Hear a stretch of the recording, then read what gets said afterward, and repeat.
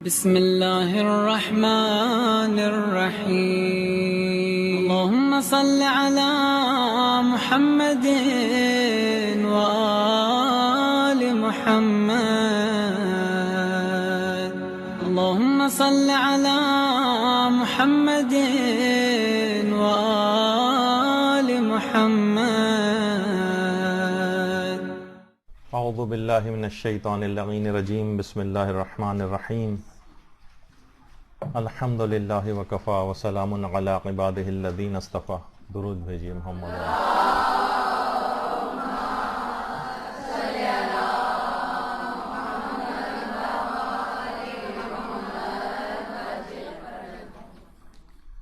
آج ایک ایسے اہم موضوع پر گفتگو کا ارادہ ہے کہ ایک دینی طالبہ ہونے کے ناطے سے آپ لوگوں کی اپنی زندگی میں اس کی بہت زیادہ اہمیت ہے،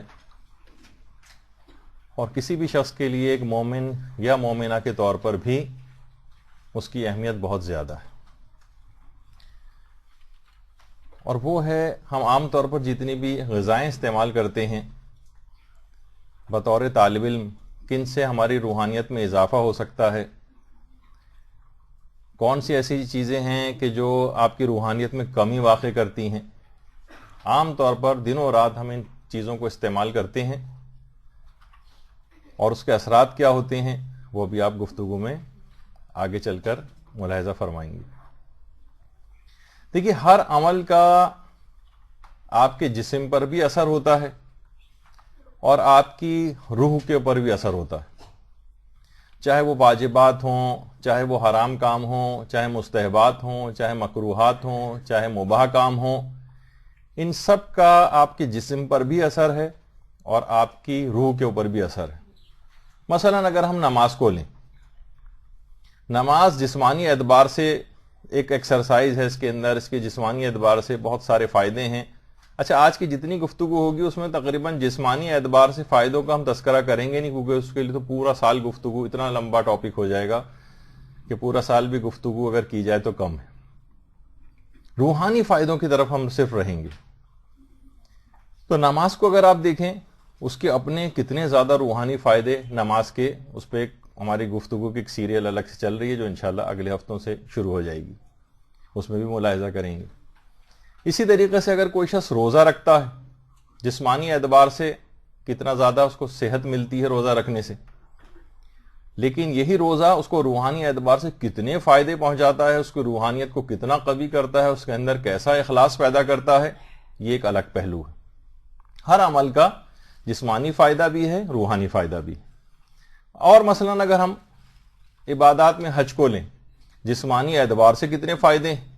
اب تو پوری ریسرچ ہو رہی ہے کہ کتنے کینسرز ایسے ہیں کہ جو کہ وائرسز کے ذریعے ہو رہے ہیں. جو بہت زیادہ حج کرنے کے لیے جاتے ہیں ان میں کینسر بہت کم دیکھا جا رہا ہے، کیونکہ اتنا ہی آدمی ان وائرسز سے امیون ہوتا چلا جاتا ہے. تو جسمانی فائدے بھی بہت زیادہ ہیں، اور حج کے روحانی فائدے کتنے زیادہ ہیں. کیسا انسان گناہوں سے پاک ہوتا ہے، کیسا اس کے اندر تقوی و پرہیزگاری پیدا ہوتی ہے. وہ ٹھیک ہے، بعد میں وہ آ کر اسی خراب ماحول کے اندر رچ بس جاتا ہے اور حاجی پر وہ چیزیں اپنے اثرات ڈالتی ہیں، لیکن خود حج ان تمام چیزوں میں فائدہ پہنچاتا ہے. اچھا، اگر حرام کام لے لیں، ان کے جسمانی نقصانات بھی ہیں. گانے کے کتنے جسمانی نقصانات ہیں، اس پہ ہماری پوری گفتگو ہو چکی ہے. اور روحانی نقصانات کیا ہیں کہ ایسا اس کے اندر نفاق پیدا ہوتا ہے، گانے اور موسیقی سے بڑھ کر نفاق پیدا کرنے والی کوئی چیز ہی نہیں. اچھا، اور یہ نفاق جو ہے یہ روحانی بیماری، یعنی گناہوں کے جسمانی اثرات بھی ہیں، گناہوں کے روحانی اثرات بھی ہیں. اسی طریقے سے مستحبات ہیں. مثلا اگر کوئی شخص اذان دیتا ہے، جسمانی اعتبار سے بہت زیادہ فائدے ہیں، کان کی بیماریوں کے لیے بہت فائدہ مند ہے. گھر میں اگر اکثر بیماریاں رہتی ہوں تو بآواز بلند گھر میں اذان دینا، اس کا بہت فائدہ ہے کہ بیماریاں گھر سے، اس کا مطلب ہے جراثیم وغیرہ بھی دور ہوتے ہیں. اور روحانی اعتبار سے روایات میں ہے کہ اذان دینے سے شیاطین گھر سے فرار اختیار کر جاتے ہیں. جب شیطان نہیں رہے گا گھر میں تو گناہ بھی نہیں ہو پائیں گے، آپس میں لڑائی جھگڑے بھی نہیں ہوں گے، وسوسہ بھی جو ہے کم سے کم انسان کو آئے گا. تو اس کے مستحبات کے بھی جسمانی فائدے بھی ہیں، روحانی فائدے بھی ہیں. میں ایک ایک صرف مثال دیتا ہوا جا رہا ہوں تاکہ اپنی گفتگو جو بات کرنی ہے وہاں تک پہنچوں. اسی طریقے سے بہت سے مکروہات ہیں. مثلا بھرے پیٹ پر کھانا کھانا مکروہ، بھرے پیٹ پہ کھانا کھانا. اب کتنا زیادہ اس کی جسمانی اعتبار سے تو جو نقصانات اپنی جگہ ہیں بسیار خوری کے، زیادہ کھانے کی، لیکن روحانی اثرات کہ انسان عبادات سے مانع ہو جاتا ہے، اس کی توفیقات کم سے کم تر ہوتی چلی جاتی ہیں وغیرہ وغیرہ، یہ سب روحانی نقصانات ہیں. مباحات کے اندر مثلا اگر کوئی شخص زیادہ دیر رات کو جاگے، جسمانی نقصانات بھی، یعنی مثلا ٹی وی دیکھتے ہوئے گزار رہا ہے اور مثلا ناول پڑھتے ہوئے گزار رہا ہے، اور اکثر و بیشتر لوگوں کا لائف سٹائل ہی ایسا ہو گیا ہے کہ دیر سے سوئیں گے تاکہ نہ نماز شب کے لیے اٹھ سکیں، نماز فجر کے لیے اٹھ سکیں. کتنا زیادہ ہم سنتے ہیں، بلکہ ہمارا جو مدرسے کا پیج ہے اس پہ ہمیں کوئی عملیات میں سے کوئی چیز ڈالتے ہیں جس کو بعد نماز فجر کرنا ہوتا ہے، تو اکثر لوگ اس پہ ایک سیڈ فیس کا ایک وہ بنا دیتے ہیں کہ یہی تو سب سے بڑا مشکل کام ہے کہ فجر میں اٹھے گا کون اس عمل کو کرنے کے لیے. تو یہ سب چیزیں کیا ہیں؟ زیادہ دیر تک جاگنا، یہ جسمانی نقصانات بھی ہیں اور اس کے روحانی نقصانات بھی ہیں کہ انسان بہت ساری عبادات سے کس طرح سے محروم ہوتا ہے. یہ تو چھوڑیے جو ترک اولا ہے انبیاء کے ساتھ، کہ حضرت آدم سے جو ترک اولا ہوا تھا اس کے اثرات آج تک ان کی نسل کے اندر چلتے چلے جا رہے ہیں. اسی وجہ سے روزے کو فرض کیا گیا. بہت ساری روایات کے اندر یہ چیز آئی ہے کہ رمضان کے روزے اسی وجہ سے فرض کیے گئے تاکہ وہ حضرت آدم نے جو وہ پھل کھایا تھا وہ جسمانی اعتبار سے جو نقصان پہنچا تھا وہ ان کی نسل کے اندر بھی قیامت تک رہے گا، اور ماہ رمضان کے 30 دن کے روزے جو ہیں اس نقصان کو پورا کرنے کے لیے. اس کا مطلب ہے کہ گناہ تو چھوڑیے، جو انبیاء سے مکروہ کام بھی نہیں کیا تھا، ایک ترک اولا ایک بہتر کام کا ترک تھا، اس کے باوجود بھی جسمانی اثرات بھی اس کے ہوتے ہیں اور روحانی اثرات تو نسلوں تک جو ہے اس لحاظ سے چلے. تو اسی طریقے سے تمام جب اعمال کا جسم اور روح دونوں کے اوپر اثر ہے، اسی طریقے سے ہمارے کھانے پینے کی جتنی چیزیں ان کا بھی ایک اثر ہے. یہ بھی کہا جاتا ہے کہ قرآن کی آیات بھی ہے کہ یا ایھا الذین آمنوا کلوا من طیبات ما رزقناکم، یعنی پاک و پاکیزہ چیزیں کھانے کا قرآن نے کہا ہے. پاک و پاکیزہ چیزیں، کیونکہ ہر وہ چیز جس سے اسلام نے منع کیا ہے، چاہے وہ حرام ہو یا مکروہ ہو، اس کے جسم اور روح دونوں کے اوپر نقصانات ہیں، ان اثرات کے باعث منع کیا گیا ہے. ہر وہ چیز کہ جو جسم کو فائدہ پہنچانے والی ہو اس کو اسلام نے کھانے کا حکم دیا. تو ان تمام چیزوں کے اثرات ہیں. بعض اوقات ہم دیکھتے ہیں کہ ہم ان اثرات تک ہمیں اندازہ نہیں. مثلا بہت ساری چیزیں ایسی ہیں کہ دیکھیے عقیقہ کروانا، زندہ شخص کا عقیقہ ہوتا ہے نا، لیکن اگر کسی شخص کا عقیقہ نہیں ہوا اور وہ مر گیا ہے تو کچھ روایات میں یہ بھی کہا گیا ہے اس مرے ہوئے آدمی کا ہی عقیقہ کرواؤ. اس کا مطلب یہ ہے کہ کچھ ایسے اثرات چیزیں ہیں جن تک آپ کی ابھی تک رسائی نہیں، اور صرف حرام اور مکروہ کی حد تک نہیں ہے، مشکوک غذاؤں کے بھی اثرات ہیں. وہ ابھی ہم آگے چل کر بیان کریں گے کہ وہ کس طرح سے آپ پر اثر انداز ہوتی ہیں. اور قرآن نے پاک و پاکیزہ غذا کھانے کا ایک نتیجہ بتایا ہے. پاک و پاکیزہ غذا کھانے کا، یا ایھا الرسول کلوا من طیبات واعملوا صالحا، اے رسول پاک و پاکیزہ چیزیں کھاؤ اور عمل صالح انجام دو. یعنی دونوں کے اندر ایک خاص رابطہ ہے. عمل صالح انسان اسی وقت انجام دے سکے گا جب وہ اس کی غذا پاک ہوگی، اور اگر غذا کے اندر کچھ ایسی حرام چیزیں پیدا ہو گئیں جس کا بھی آگے چل کر اشارہ ہوگا، جس کو اسلام نے منع کیا ہے، تو پھر وہ انسان عمل صالح یعنی اس کی روحانیت کے اوپر اثر انداز ہونے لگے گی وہ چیز. تو جب بھی کہتا ہے قرآن بار بار، یعنی اس میں جب تلاوت ہم کرتے ہیں کہ فَلْيَنظُرِ الْإِنسَانُ إِلَىٰ طَعَامِهِ، ذرا انسان اپنے کھانے کی طرف تو نگاہ کرے. اب یہاں پر علماء نے بہت سی اس کی تعبیرات بیان کی کہ کھانے کی طرف متوجہ ہو کہ کھانا تم کو کس نے دیا، یعنی شکر خالق انجام دو، اپنے رب کو پہچانو، ایک ان معنوں میں بھی. اور ایک اپنے کھانے کی طرف نگاہ کرو کہ تم کیا کھا رہے ہو، حلال کھا رہے ہو، حرام کھا رہے ہو، تمہارے لیے نقصان دہ ہے، فائدے مند ہے، کیا ہے، ذرا اس طرف نگاہ تو کرو اپنے کھانے کی طرف. تو انسان متوجہ رہے کہ اپنے جسم کے اندر کیا چیز ڈال رہا ہے، کیونکہ کانٹے اگر بوئے جائیں تو کبھی اچھی فصل کی امید نہیں کی جا سکتی. تو اور ایک بات اور یاد رہے کہ اصلاً غذا کا حلال اور جائز ہونا کافی نہیں، یہ بڑی اہم بات ہے. مثلا آپ کہیں بھئی مرغی میں کھا رہی ہوں یا میں مچھلی لے کر آئی ہوں، یہ خود اصلاً یہ چیزیں حلال ہیں، نہیں، یہ تو ایک الگ چیز ہے. ذرائع آمدنی کا حلال اور مباح ہونا بھی ضروری، جس سے آپ وہ چیزیں خرید کر لا رہی ہیں، کیونکہ وہ بھی آپ کے اثرات جسم اور روح کے اوپر اسی طرح سے منطبق ہوں گے کہ جتنا کسی کا حلال رزق ہوگا، جتنا پاکیزہ رزق ہوگا، اتنی ہی اس کی روح قوی ہوگی، اتنی ہی اس کی روح طاقتور ہوگی، اتنے ہی اس کے اخلاق اچھے ہوں گے. اور جتنی اس کی غذا حرام ہوگی، جتنے اس کے ذرائع آمدنی حرام ہوں گے، روح اس کی اتنی ہی زیادہ کمزور ہوگی، گناہوں کے مقابلے میں اتنی ہی زیادہ کمزور ہوگی، شیطان کے مقابلے میں اتنی ہی زیادہ کمزور ہوگی.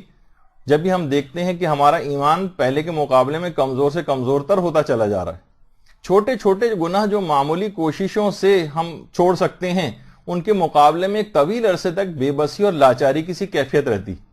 ایک طویل عرصہ اور عمر گزارنے کے باوجود بھی ہم چھوٹے چھوٹے سے معمولی سے جو عادتاً جو گناہ کرتے ہیں ان کو بھی چھوڑ نہیں پاتے. اس کی بہت سی وجوہات ہیں، جس کے اندر سے ایک بہت بڑی وجہ ایسی غذا کا استعمال ہے کہ جو ہماری روحانیت کو کم سے کم تر کرتی چلی جاتی. اور حرام چیز اور حرام غذا، اس کے یہ اثرات جو آپ کو تصویر کے اندر نمایاں ہیں، جو اشخاص چشم برزخی رکھتے ہیں وہ تو باقاعدہ اپنی آنکھوں سے اس قسم کے کھانوں کو ان کی اصل شکل کے اندر دیکھتے ہیں. بہت سے افراد کو وہ کھانا، مثلا جو حرام مال کا کھانا، مشکوک مال کا کھانا، اس طرح کی چیزیں، اس میں باقاعدہ خون اور نجاستیں، وہ اپنی آنکھوں سے، جو بظاہر آدمی قورمہ بریانی کھا رہا ہوگا، لیکن چشم برزخی میں وہ اپنی اصل حقیقت میں وہ چیز نظر آئے گی، اس کے اندر آگ نظر آئے گی، اس کے اندر عذاب اس کو نظر آئیں گے. کہ یہ چیز جب بھی روایات کے اندر نہیں آتا کہ جو شخص خمس کھاتا ہے، امام فرماتے ہیں گویا وہ آگ ہے جو کھا رہا ہے، وہ اپنے پیٹ کو آگ سے بھر رہا ہے. تو رزق حرام سے بچنا ازحد ضروری ہے. آج بہت زیادہ ہم فقہی مسائل تو اس سلسلے میں بیان نہیں کریں گے کیونکہ وہ ایک الگ موضوع ہو جائے گا، لیکن پھر بھی اشارتاً بہت ساری چیزیں ایسی ہیں. دیکھیے اسلام کیوں کہتا ہے کہ غیر مسلم کے ہاتھ کا ذبیحہ جو ہے جائز نہیں؟ کیوں؟ اس کے ایک حرام اثرات ہیں جو آپ کے جسم کے اوپر بھی منطبق ہوتے ہیں، روح کے اوپر بھی منطبق ہوتے ہیں. ورنہ وہی چھری کوئی مسلمان چلائے، کافر چلائے، بظاہر تو کوئی فرق نظر نہیں آ رہا، وہ ساری شرائط بھی پوری کرا. نہیں، مسلمان کا ذابح ہونا ضروری، جو ذابح ہے اس کا مسلمان ہونا ضروری. تو جو ذبح کرنے والا ہے اس کا مسلمان ہونا چاہیے. اور حج کی قربانی میں تو امام خمینی کہتے تھے کہ مومن بھی ہونا چاہیے. اس کا مطلب ہے، یعنی فقط ان کا ہی مسئلہ تھا، تو اس کا مطلب یہ ہے کہ ان تمام چیزوں کے اثرات ہیں، جسمانی اعتبار سے بھی اثرات ہیں، روحانی اعتبار سے بھی اثرات ہیں. بغیر چھلکے کی مچھلی، بظاہر وہی مچھلی ہے، بالکل اسی طریقے سے پکائی جاتی ہے، ویسے اس کی اپیرنس ہے، سب چیزیں ویسی ہیں، لیکن چھلکے والی مچھلی جائز ہے، بغیر چھلکے کی مچھلی حرام ہے، کیونکہ اس کے اثرات بد ایسے ہیں. تو جب تک کسی شخص کو چھلکے والی ہونے کا یقین نہ ہو جائے تب تک وہ مچھلی نہیں کھا سکتا. شادیوں میں، مختلف ریسٹورنٹس میں آپ جا کر اگر کوئی آرڈر مثلا دیتی ہیں تو وہاں پر اس بات کا لازمی طور پر یقین ہونا چاہیے کہ مچھلی چھلکے والی، کیوں ورنہ وہ تمام چیزیں آپ پر اثر انداز ہوں گی. اور حرام غذا جب بھی اپنے اندر اثرات رکھے گی تو وہی ہوگا جو ہم تقریباً ہر گفتگو میں امام حسین کا جب تک قول بیان نہ کر لیں بات آگے نہیں بڑھتی.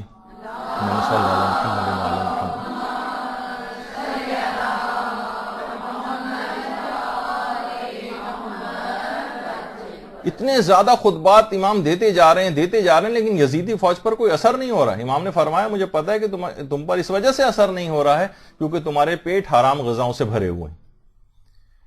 تو اب چاہے وہ حلال کا لیبل اس کے اوپر لگا دیا جائے، بہت سے باہر ویسٹرن کنٹریز کے اندر باقاعدہ ایسے ڈبوں کے اوپر مثلا حلال لکھا ہوا ہوتا ہے یا کوئی سرٹیفکیٹ وغیرہ ہوتا ہے. مقصد صرف یہی نہیں کہ آپ کو صرف ایک یاد دہانی کرنا، آغا سیستانی بھی فرماتے ہیں اور دیگر مراجع کا کہ سرٹیفکیٹ یا کسی چیز کا حلال لکھے ہونے سے کوئی فرق نہیں پڑتا ہے جبکہ آپ کو خود یقین اور اطمینان نہ ہو کہ یہ چیز حلال ہے اس کے اندر. تو اگر کوئی بھی شخص حرام اس طرح سے کوئی چیز اس کے جسم کے اندر جائے گی تو اس حرام غذا سے جو توانائی حاصل ہوگی وہ انسان کے رگ و پے کے اندر سرایت کرتی. وہی ہے کہ اگر کوئی چشم برزخی رکھے تو واقعی وہ دیکھ سکتا ہے کہ وہ کیسا وہ آگ سی ہے جو اس کے رگ و پے کے اندر چلتی چلی جا رہی. تو اب وہ کیا ہوگا، اس سے ایک خاص ایک ظلمت پیدا ہوگی، ایک تاریکی پیدا ہوگی اس کے جسم کے اندر جیسی یہ چیز جائے گی. مثلا آنکھ کے اندر وہ توانائی جب جائے گی حرام غذا کی یا مشکوک غذا کی یا جس کو اسلام نے منع کیا اس غذا کی، تو اب اس آنکھ کو خدا کی نافرمانی کے اوپر آمادہ کرے گی، حرام نگاہ اس کے اوپر ڈالی جائے گی. باقاعدہ اس پہ مدرسے کی کتاب بھی جس کو لیا جا سکتا ہے. اسی طریقے سے زبان کے اندر یہ توانائی جائے گی. اب ہر قسم کی اس زبان کی جتنے بھی گناہ ہیں اس سے زبردستی وہ کروائے گی وہ توانائی, کیونکہ اس میں حرام توانائی آ چکی ہے. اسی طریقے سے چاہے وہ غیبت ہو, جھوٹ ہو, دیگر حرام ہو, اسی طریقے سے جہاں جس اعضاء و جوارح میں وہ چیز جائے گی, وہ توانائی جائے گی, اس کو برائی کے اوپر آمادہ کرے گی. اور بس ایک بار بھی اگر یہ جسم کے اندر پہنچ جائے تو بہت بڑے نقصان کا باعث بنتی. یہی وجہ ہے کہ شہید دستغیب شیرازی نے باقاعدہ کتاب گناہ کبیرہ کے اندر ایک عباسی بادشاہ جس کا نام مہدی تھا, اس کا ایک واقعہ بھی لکھا ہے کہ اس نے ایک عالم دین کو بلوایا تھا اپنے پاس جن کا نام تھا شریک ابن عبداللہ, اور کہا تھا شریک کہ تمہیں 3 باتوں میں سے ایک بات تو ضرور قبول کرنی پڑے گی. اس نے پوچھا کیا؟ کسی صورت مان نہیں رہے تھے کہ میں ظالم بادشاہ کے پاس کیا کرنے جاؤں گا. کہا کہ یا تو تم قاضی بن جاؤ, اگر قاضی بننے سے انکار کرو گے تو ٹھیک ہے, پھر تمہیں بچوں کا میرے استاد بننا پڑے گا, یا یہ کہ اگر دونوں باتیں تمہیں قبول نہیں ہیں تو تمہیں ایک وقت کا کھانا میرے ساتھ کھانا پڑے گا. عباسی بادشاہ نے جو مہدی تھا اس نے کہا کہ 3 باتوں میں سے ایک بات ضرور قبول کرنی پڑے گی. عالم دین نے بہت سوچا, کہا کہ سب سے آخری والی بات ذرا آسان لگ رہی, ایک وقت کا کھانا ہی تو کھانا ہے, اور کہا کہ میں آخری بات کو قبول کرتا ہوں. جیسی بادشاہ کے باورچی نے یہ بات سنی تو کہا کہ اب شریک ابن عبداللہ نجات نہیں پا سکے گا. اس نے ایک دفعہ فقط بادشاہ کے ہاں کا کھانا کھایا, ظلم پر مبنی مال اس کے جسم کے اندر گیا, وہ حرام مال. اس کے بعد اس نے قاضی کا عہدہ بھی قبول کیا اور بادشاہ کی خوشنودی کے لیے ہر قسم کے ناجائز فتاوے بھی دی, صرف ایک وقت کے حرام کھانے نے. اور وہ بعد میں ملتا ہے کہ شریک ابن عبداللہ قاضی بننے کے بعد اتنا زیادہ سخت گیر ہو گیا تھا کہ گندم کی ایک ایک تھیلی کے اوپر اتنا زیادہ سخت گیری کرتا تھا, اور جب لوگ شکایت کرتے تھے تو کہتا تھا کہ میں نے گندم سے زیادہ قیمتی چیز اپنی بیچی ہے, اپنا ایمان. میں ایک ایک گندم کی ایک یعنی بہت زیادہ لوگوں کے اوپر اس نے مظالم کیے. تو آپ نے دیکھا کہ صرف ایک وقت کا اگر مال حرام جسم کے اندر چلا جائے تو کتنے اثرات رکھتا ہے, اور پھر ایک سیریز ایک گناہوں کی چل پڑتی جب ہم اس کے بعد اپنے آپ کو بے بس سمجھتے ہیں گناہوں کے مقابلے میں. یہی وجہ ہے کہ ہمارے پیغمبر اسلام ختمی مرتبہ صلی اللہ علیہ وآلہ وسلم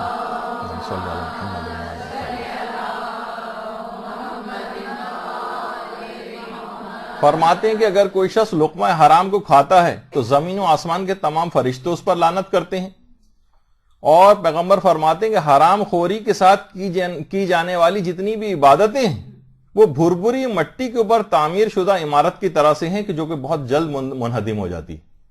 یعنی آپ نے دیکھا کہ کتنی زیادہ لوگ نمازیں بھی پڑھ رہے ہیں, روزے بھی رکھ رہے ہیں, سب کچھ ہے, لیکن ان کے اندر کوئی تبدیلی واقع ہوتی نظر نہیں آتی. اس کی ایک بہت بڑی وجہ اس قسم کے اموال ہیں جو جسموں کے اندر جاتے ہیں اور پھر اپنے اثرات چھوڑتے ہیں. اور پھر اس کے بعد وہ جب حرام غذا اندر جاتی ہے تو وہ مجبور کرتی ہے اعضائے جسمانی کے حرام استعمال پر. اور خاص طور پر علماء فرماتے ہیں 3 روحانی بیماریاں ایسی ہیں جو لازمی اس قسم کے اموال سے ضرور پیدا ہو جاتی ہیں. ایک تو حسد ضرور پیدا ہوتا ہے, مال حرام جب بھی جسم کے اندر جاتا ہے تو وہ ایک حسد پیدا کرتا ہے, جہالت پیدا کرتا ہے اور غفلت پیدا کرتا ہے. اور یہ ہم تینوں چیزیں معاشرے کے اندر دیکھ رہے ہیں اپنی آنکھوں سے. اس میں سے ایک بھی اگر ہو, مثلا اگر کسی کے پاس جہل بھی آ جائے تو بہت کافی ہے اس کی عاقبت اور دنیا اور آخرت دونوں برباد کرنے کے لیے. غفلت کی زندگی بھی گزارتا ہے اسی جہالت میں رہتے ہوئے, اور پھر اس کے علاوہ حسد. یہ 3 بیماریاں خاص طور پر یہ تو ضرور مال حرام سے پیدا ہوتی ہیں. اس کے مقابلے میں جو حلال غذائیں ہیں, حلال غذائیں یہ اس کے اندر بہتری پیدا کرتی ہیں, اس کی روحانیت کو قوی کرتی ہیں. یا ایھا الناس کلوا مما فی الارض حلالا طیبا ولا تتبعوا خطوات الشیطان, کہ دیکھو زمین میں جو حلال اور پاکیزہ غذائیں ہیں تم انہیں کھاؤ اور شیطان کے بتائے ہوئے رستے کے اوپر نہ چلو. علماء فرماتے ہیں کہ وہ چیزیں کہ جو کہ باقاعدہ اس سے پیدا ہوتی ہیں حلال غذا کھانے سے, جو اثرات, اس میں ایک تو صبر اور استقامت کا جذبہ جو ہے وہ پیدا ہوتا ہے اگر انسان حلال کھاتا ہے. اس کے بھی تو اثرات ہیں, صرف حرام کھانے کے تو برے اثرات نہیں, حلال اور پاکیزہ غذا کھانے کی اپنی صفات ہیں جو کہ روحانی طور پر انسان کے اندر پیدا ہوتی ہیں. مثلا زہد اور ایثار اس کا جذبہ اس کے اندر پیدا ہوتا ہے. زہد بھی پیدا ہوتا ہے, ایثار بھی پیدا ہوتا ہے, صبر بھی پیدا ہوتا ہے, قناعت بھی پیدا ہوتی, جفا کشی پیدا ہوتی. جبکہ جو اگر کوئی شخص حرام غذا کھاتا ہے تو حرص و حوث اس کے اندر پیدا ہوتی ہے, خواہشات نفسانی اس کے اندر پیدا ہوتی ہیں, خود غرضی پیدا ہوتی ہے, عیش کوشی, ہر وقت بس سہل پسندی اس کے اندر مبتلا رہتا ہے. تو یہ تمام چیزیں ایسی ہیں کہ اس کو علماء ایک اور چیز بھی فرماتے ہیں کہ اس کو ہر کثرت قلت محسوس ہوتی. حرام کھان دیکھیں آپ، جو مال حرام کھائے چلا جا رہا ہے، ہر ناجائز ذریعے سے پیسہ جمع کرتا چلا جا رہا ہے، لیکن کسی بھی صورت اس کی وہ حوث کم ہونے میں نہیں آتی، اسے ہر کثرت قلت محسوس ہوتی. تو بہت سارے وہ افراد کے جو کہ والدین جو اپنی اولاد کی بہراروی سے پریشان ہیں، وہ اپنی غذاؤں کے سلسلے کو ضرور انہیں چیک کرنا چاہیے کہ کوئی مال حرام یا اس طرح کی کوئی ذریعوں سے مال اندر تو نہیں جا رہا ہے. چند چیزوں کی طرف میں آگے اشارہ بھی کروں گا، اور اتنی اہمیت ہے ان چیزوں کی. اگر ہم واقعی آپ قرآن کا مطالعہ کریں تو اس کے اندر بہت ساری چیزیں ایسی بیان ہوئی ہیں جس سے ہم سرسری طور پر تلاوت کرتے ہوئے، ترجمہ پڑھتے ہوئے گزر جاتے ہیں، لیکن غور نہیں کرتے کہ اس میں اندر کیا بات بیان ہوئی ہے. مثلا جو اگر اصحاب کہف کا واقعہ، اس اصحاب کہف کے غار کے لحاظ سے بہت سارے غار ادھر ادھر پائے جاتے ہیں جو کہ کوئی بھی اس میں اوتھینٹک نہیں ہے کہ کون سا وہ غار تھا. تو بہرحال کہ اصحاب کہف جب کئی 100 سال کے بعد نیند سے بیدار ہوئے تھے تو شدید بھوک کے اندر مبتلا تھے، شدید بھوک ان کو لگی ہوئی تھی. اس کے باوجود انہوں نے ایک شخص کو غذا لینے کے لیے بھیجا، اصحاب کہف نے اپنے میں سے ایک شخص کو کہ جاؤ تم غذا لے کر آؤ، لیکن دیکھو دیکھ بھال کر غذا خریدنا، اور جو غذا سب سے پاکیزہ تم کو نظر آئے وہ خرید کر لانا، کیونکہ وہ جانتے تھے کہ باہر ایسے افراد موجود ہیں کہ جو نجس اور ناپاک ہیں اور مردار فروخت کرتے ہیں. مثلا کافر کا اگر ذبیحہ اس انداز سے ہے تو اس سے بھی احتیاط کرتے ہوں گے وہ لوگ. تو قرآن کی اگر سورہ کہف کی اگر آیات آپ دیکھیں تو اس کے اندر جو بالکل آخر کے اندر جو ہے وہ یہی کہ فَلْيَنظُرْ أَيُّهَا أَزْكَىٰ طَعَامًا، دیکھو کہ سب سے پاک اور پاکیزہ غذا وہ لے کر آنا. تو دیکھیں قرآن کے اندر بھی اس کی کتنی تاکید ہے کہ اصحاب کہف کئی 100 سال کی نیند کے بعد بیدار ہوئے ہیں، شدید بھوک لگی ہوئی ہے، اس وقت تو جو بھی مل جائے مثلا یا اس کا تذکرہ بھی نہ کرتے، لیکن خصوصیت کے ساتھ کہلوا کر بھیجا کہ دیکھو صرف پاک و پاکیزہ غذا لے کر آنا. تو ان تمام چیزوں کے دیکھیے بڑے روحانی اثرات ہیں. اچھا، اب کچھ غذائیں ایسی ہیں جو نہ بچے عام طور پر کھاتے نظر آ رہے ہیں، نہ آپ لوگوں کی بڑوں کی ڈائٹ میں باقاعدہ طور پر اس کو شامل کیا جاتا ہے، اور اس کے کتنے روحانی اثرات ہیں. مثلا انار، وسائل الشیعہ میں باقاعدہ عبداللہ ابن سنان امام جعفر صادق علیہ الصلوۃ والسلام سے نقل کرتے ہیں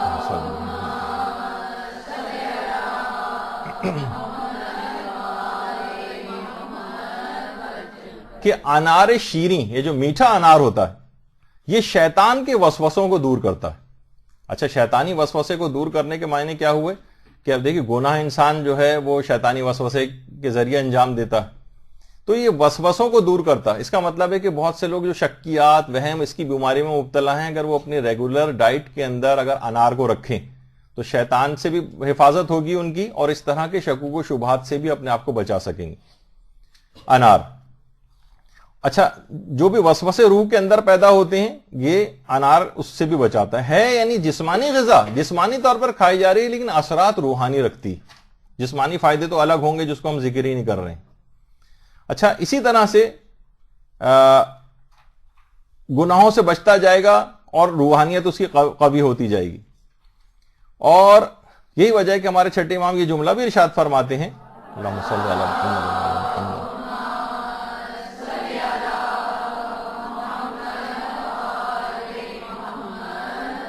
جو ایک انار کھاتا ہے 40 دن تک اس کا دل نورانی رہتا ہے، اور اگر 2 انار کھا لے تو 80 دنوں تک اس کا دل نورانی رہتا ہے.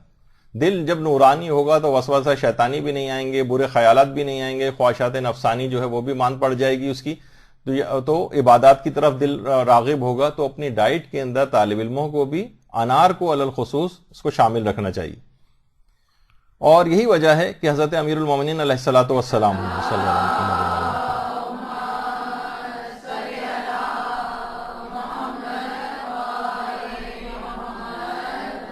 کیونکہ پیغمبر فرما گئے تھے کہ ہر انار کے اندر ایک دانہ ضرور جنت کا ہوتا ہے، تو امیر المومنین پورا ایک انار کھایا کرتے تھے، اور اس میں شیئر بھی نہیں کراتے تھے کسی کو، اس کے لیے الگ سے انتظام کر دیتے ہوں گے، لیکن کہتے تھے کہ کیونکہ ایک دانہ ضرور انار کا ہے، کون سا ہے یہ پتہ نہیں، تو اس وجہ سے انسان وہ جنتی دانہ کھا کر سوچیے اس کا دل کتنا نورانی ہوگا. تو ایک اس لحاظ سے بھی ہے. اور ظاہر ہے کہ آپ قرآن کے اندر بھی دیکھتی ہیں کہ باقاعدہ قرآن کی آیات بھی انار کے متعلق 3 مقامات پر قرآن کے اندر، ایک سورہ انعام میں 2 جگہ پر ذکر ہے، اور ایک سورہ رحمان کے اندر انار کا ذکر الگ سے آیا ہے. تو بہرحال اور یہ بھی روایات کے اندر آیا خود حضرت امیر المومنین علیہ الصلوۃ والسلام کا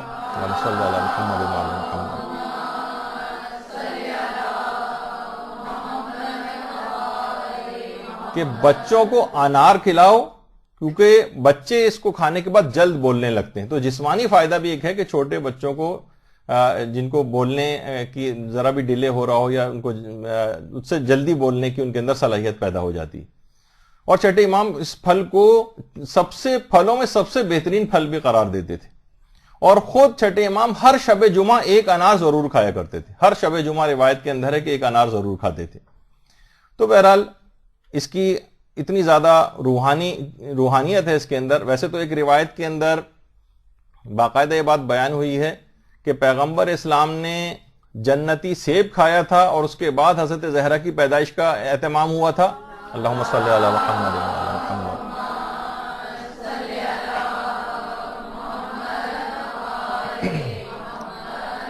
اور بعض جگہوں کے اوپر جنتی انار کا تذکرہ بھی. تو بہرحال خود بھی انسان اس کو کھائے کیونکہ وسوسہ شیطانی سے بھی جو ہے یہ بچاتا ہے. اور پیغمبر یہ بات بھی فرماتے تھے کہ اگر کوئی شخص انار کھاتا ہے تو شیطان 40 روز تک اس پر غضبناک رہتا ہے. یعنی شیطان کو بہت شدید تکلیف پہنچتی ہے کہ کس طریقے سے اس شخص کو اپنے جال کے اندر پھنسائے، کیونکہ وجہ اس کی یہ ہوتی ہے کہ اس کے اوپر کوئی شیطانی وسوسہ کارگر نہیں ہو رہا ہوتا. تو پیغمبر فرماتے ہیں 40 روز تک ایک انار کھانے کی وجہ سے شیطان غضبناک رہتا ہے. تو اس کے اتنے روحانی اثرات بھی ہیں. اسی طریقے سے ایک دوسری چیز جسے عام طور پر بچے، تو کبھی بہت سے بچے ایسے ہیں شاید انہوں نے کبھی چکھی بھی نہ ہو، کشمش جو ہے، لیکن کیا ہے کہ بہار الانوار کی 63ویں جلد میں حضرت امیر المومنین علیہ الصلوۃ والسلام فرماتے ہیں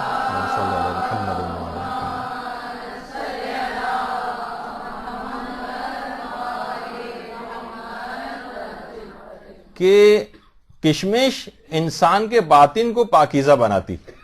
باطن کو پاکیزہ، اس کا مطلب ایک تو ظاہر ہے انسان کا جس کو جسم کہا جاتا ہے، اور ایک باطن ہے جس کو روح کہا جاتا ہے. یعنی روح کو پاک و پاکیزہ کرتی چلی جاتی ہے، یعنی خود اس کے روحانی اثرات بھی ہیں. تو بہت ساری چیزیں ایسی ہیں کہ جب بھی کچھ عملیات میں بھی ہے کہ کشمش کے دانوں پر فلاں دعا پڑھ کے کھائی جائے، تو خود اس غذا جو بتائی جاتی ہے ان کے اندر اس کے خود اپنے اثرات بھی ہیں.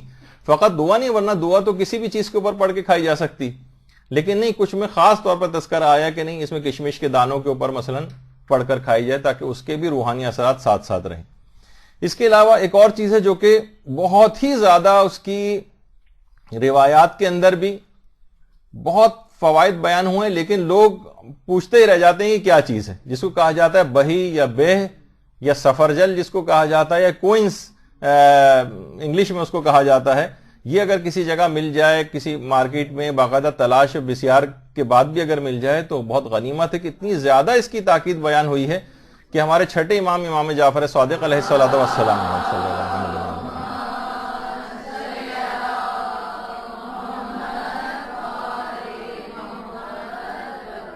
فرماتے ہیں کہ پیغمبر اسلام نے اپنے صحابی زبیر سے فرمایا تھا کہ اے زبیر بہی کھایا کرو کیونکہ یہ دل کو آرام پہنچاتی ہے. اور اس کے بعد پیغمبر نے 2 روحانی خصوصیات کا تذکرہ کیا. ایک تو جسمانی اعتبار سے دل کو آرام اور سکون پہنچانے والا پھل ہے یہ. کہا کہ زبیر بہی جو ہے وہ بخیل کو سخی بناتی ہے اور بزدل کو شجاع بناتی ہے. اس کا مطلب، اور یہ دونوں صفات جو ہیں سخاوت اور شجاعت یا شجاعت، یہ دونوں روحانی صفات ہیں. یہ دونوں بہترین روحانی اور نورانی صفات ہیں جو کہ پیدا ہوتی ہیں. یعنی کھا انسان پھل رہا ہے اور اس کے نتیجے میں اس کی روح قوی ہو رہی ہے. کشمش کھانے سے باطن صاف ہوا جا رہا ہے، شیطانی وسوسہ انار کھانے سے دور ہوا جا رہا ہے، اور انسان جب یہ تمام چیزیں اس کو حاصل ہوتی چلی جاتی ہیں تو اس کو مددگار ہوتی ہیں روحانیت کو قوی بنانے میں. تو روح کے اس کے پر اتنے اثرات ہیں. جب بھی بچوں کے سلسلے میں حاملہ جو مائیں ہیں ان کو خصوصیت کے ساتھ حکم ہے کہ وہ بہی ضرور کھائیں. تو عام طور پر جب اس کی معلومات ہوں گی، ویسے تو الٹی سیدھے کتنے سارے غذائیں اور یہ سب کچھ جو ہے وہ گھروں کے اندر کھائے جاتے ہیں، لیکن جو واقعتاً فائدہ پہنچانے والی چیزیں، جب یہ آیت اللہ بہجت یہ جملہ بڑا اچھا ارشاد فرماتے تھے کہ افسوس کی بات ہے مومنین کہ وہ ذائقے دار چیز کو تو تلاش کرتے ہیں، فائدے مند غذاؤں کی طرف نہیں جاتے. یعنی صرف ذائقہ دیکھتے ہیں، فائدہ نہیں دیکھتے. کہ فائدہ کس کے اندر ہے. تو ان تمام چیزوں کو اپنی غذا ڈائٹ میں بچوں کو بھی استعمال کرانا چاہیے اور کہ ان کے روح اور جسم دونوں اس سے طاقتور ہوں گے. تو اچھا، گناہوں کے مقابلے میں دیکھیے کہا جاتا ہے کہ انسان اس وقت گناہ کرتا ہے جب اس کی عقل کمزور ہوتی. جیسے جیسے عقل، کیونکہ خود گناہ کرنا بے عقلی یا کم عقلی کی دلیل ہے. مثلا کسی کو پتا ہے کہ اس کا لازمی نتیجہ مجھے اس نقصان کی صورت میں اٹھانا پڑے گا، پھر بھی اس کام کو کرے تو بے عقلی کا کام ہے یا نہیں؟ تو جو بھی شخص جتنا زیادہ گناہ گار ہوتا ہے وہ اتنا ہی زیادہ بے عقل ہوتا ہے. اب عقل کو کیسے بڑھائیں؟ تو روایات میں ایک چیز آئی ہے کہ وہ غذاؤں کے اندر اس کو شامل کرنا چاہیے جسے کہا جاتا ہے سرکہ.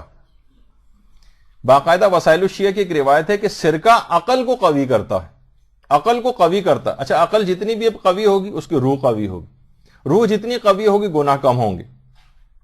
تو خود یہ غذاؤں کے اندر اب دیکھیے بہت ساری چیزوں کا ٹیسٹ بھی تو ڈیولپ کرنا پڑتا ہے نا. وہ پیزا اور برگر کھانے والے بچے، ان کو ایک دم سے سرکہ اور یہ سفرجل اور ان چیزوں کے اوپر کیسے آپ لے کر جائیں گے؟ تو بہت ساری چیزیں ایسی ہیں کہ آپ کو غذاؤں میں ملا کر دینی پڑیں گی. بہت سے بچے بظاہر اس کے سامنے لا کر وہ ناشپاتی نما بہی آپ رکھیں گے، کبھی نہیں کھائے گا، تو وہ آپ فروٹ چاٹ کے اندر کاٹ کے اس کو جو ہے وہ ڈال دیجئے. جس طریقے سے امرود یا سب چیزیں پڑی ہوتی ہیں، کسی طریقے سے تو اندر ان کے جسموں کے اندر جائے. خود آپ بھی کھانے کا ٹیسٹ ڈیولپ کریں اور بچوں کو بھی ٹیسٹ ڈیولپ کروائیں. بہت سی چیزیں ایسی ہوتی ہیں جو بظاہر شاید شروع میں، اول تو یہ سب ذائقے دار چیزیں، لیکن شروع میں ہو سکتا ہے کسی کو پسند نہیں آ رہی ہوں، تو اس کو ٹیسٹ آہستہ آہستہ آہستہ کر کے ڈیولپ کروانا پڑے گا. اچھا، اس کے علاوہ کچھ تو پھل ایسے ہیں جیسے یہ خربوزہ. باقاعدہ بحر الانوار کی جو 59ویں جلد ہے اس میں پیغمبر اسلام کی ایک روایت ہے.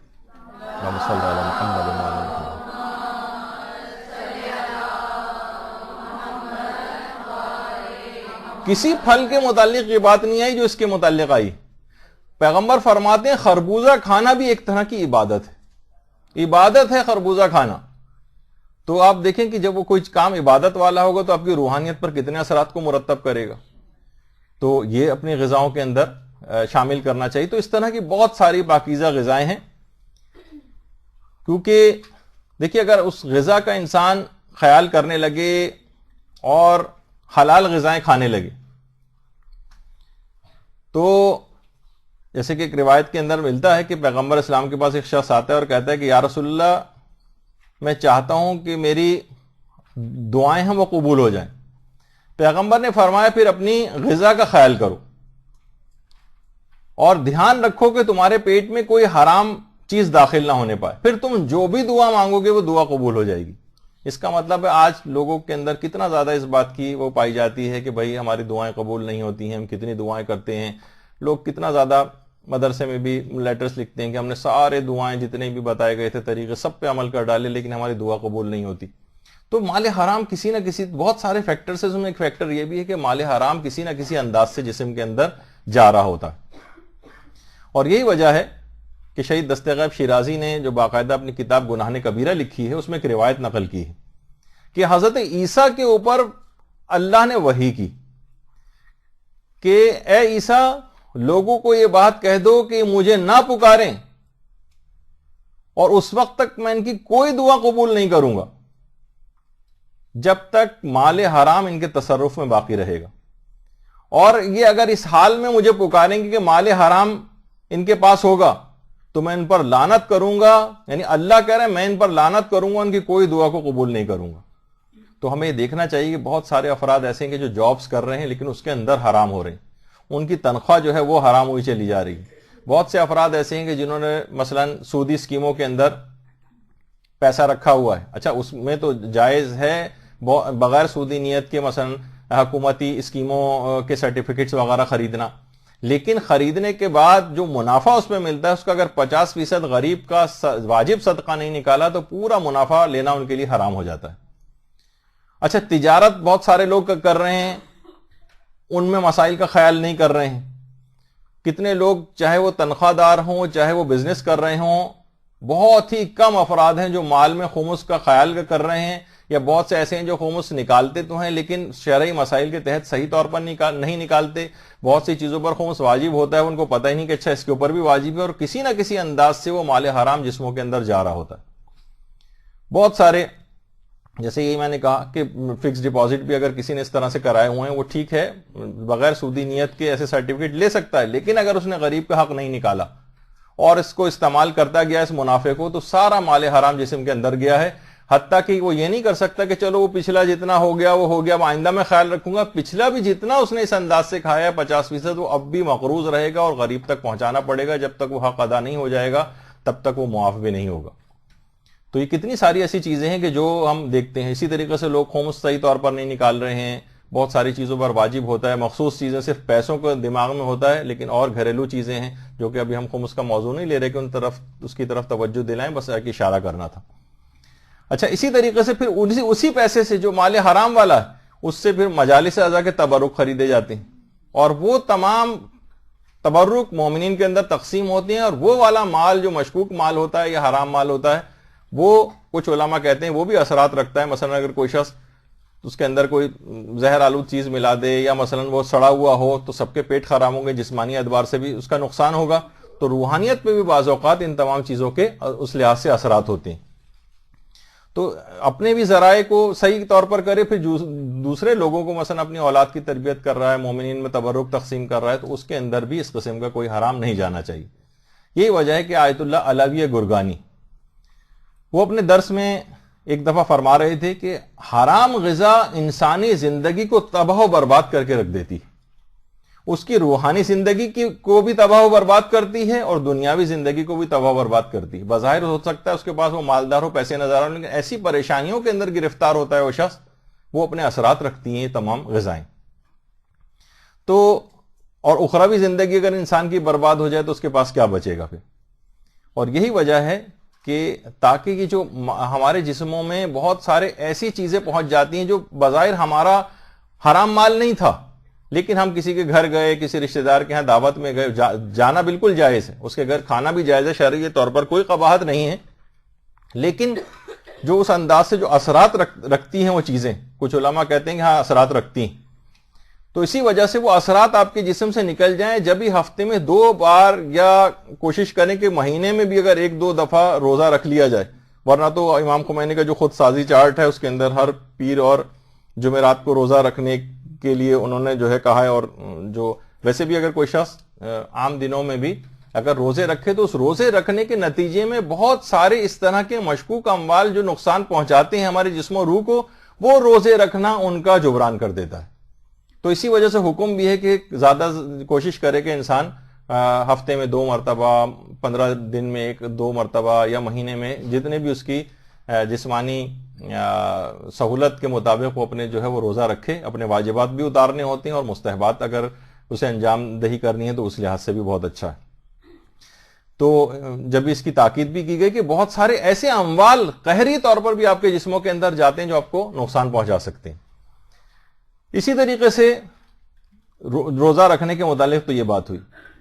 اور خورما، یہ تو عام طور پر بجائے اس کے کہ فضول قسم کی سویٹ ڈشیں ہوں جو نقصان پہنچانے والی ہیں، اگر میٹھے کے طور پہ بھی اچھا، اس میں بھی ایک وہ ہوتی ہے، وہ والی ہم اس کھجور کی بات نہیں کر رہے جو عام طور پر مل رہی ہوتی ہیں. کہ صاحب نے کہا بھائی اس ٹھیلے کے اوپر سے کہ اس پہ کمبل تو ہٹاؤ تاکہ کھجور نکالوں. اس نے کہا ایک مکھیاں بیٹھی ہوئی تھی اس کے اوپر، جسے وہ کمبل سمجھ رہا تھا. تو وہ گندی والی کھجوریں یا جن کا ذائقہ اچھا نہیں ہوتا وہ والی نہیں. ڈبوں کے اندر بھی ایسی آتی ہیں جن کا ذائقہ اچھا نہیں، بچوں کو آپ انٹروڈیوس کرائیں گے تو ہو سکتا ہے وہ ریجیکٹ کر دیں اس کو.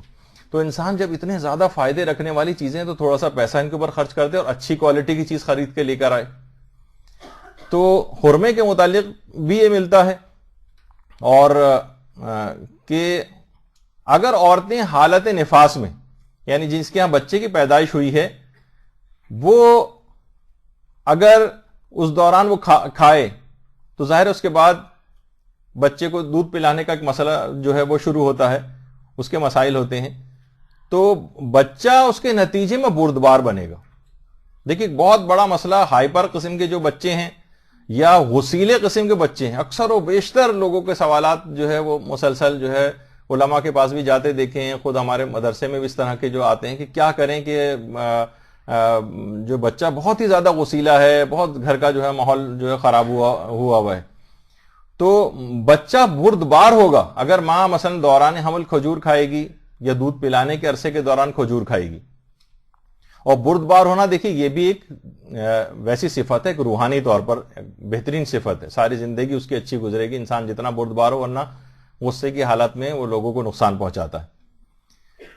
اور علماء کی اپنی اس کے اندر بھی جو ہم دیکھتے ہیں کہ اکثر و بیشتر کہیں ہوتے ہیں تو ان کے قہوہ وغیرہ ہوتا ہے یا کوئی نہ کوئی اس طرح کا پھل جو کہ فائدہ مند چیزیں ہوتی ہیں وہ ان کی نشستوں کے اندر ہوتی ہیں. اور اسی طرح سے ہمارے 8ویں امام امام علی رضا علیہ الصلوۃ والسلام صلی اللہ علیہ وسلم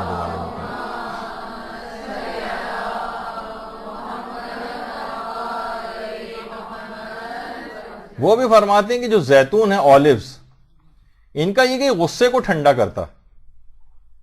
اب بہت سی چیزیں آپ کے دماغ میں آ رہی ہوں گی, بھائی عرب تو بہت زیادہ اولیوز کھاتے ہیں تو بہت ہی غصیلے اور چڑچڑے اور بدمزاج نظر آتے ہیں. وہ تو کوئی ایک ویسا ایک فالٹ سمجھیے جو ایک پیدائشی ٹائپ کا ہے, یا اس میں بہت ساری اور چیزیں بھی ہیں. ظاہر ہے کوئی جس کا عقیدہ بھی صحیح نہیں ہے یا اور دیگر اس کے اعمال بہت زیادہ خراب ہیں, یا وہ مثلا محبت اہل بیت نہیں رکھتا, تو اس کی ہم اس لحاظ سے بات نہیں کر رہے. لیکن مومنین اگر ان چیزوں کو کھائیں تو امام فرماتے ہیں کہ یہ غصے کو ٹھنڈا کرنے والی چیز ہے.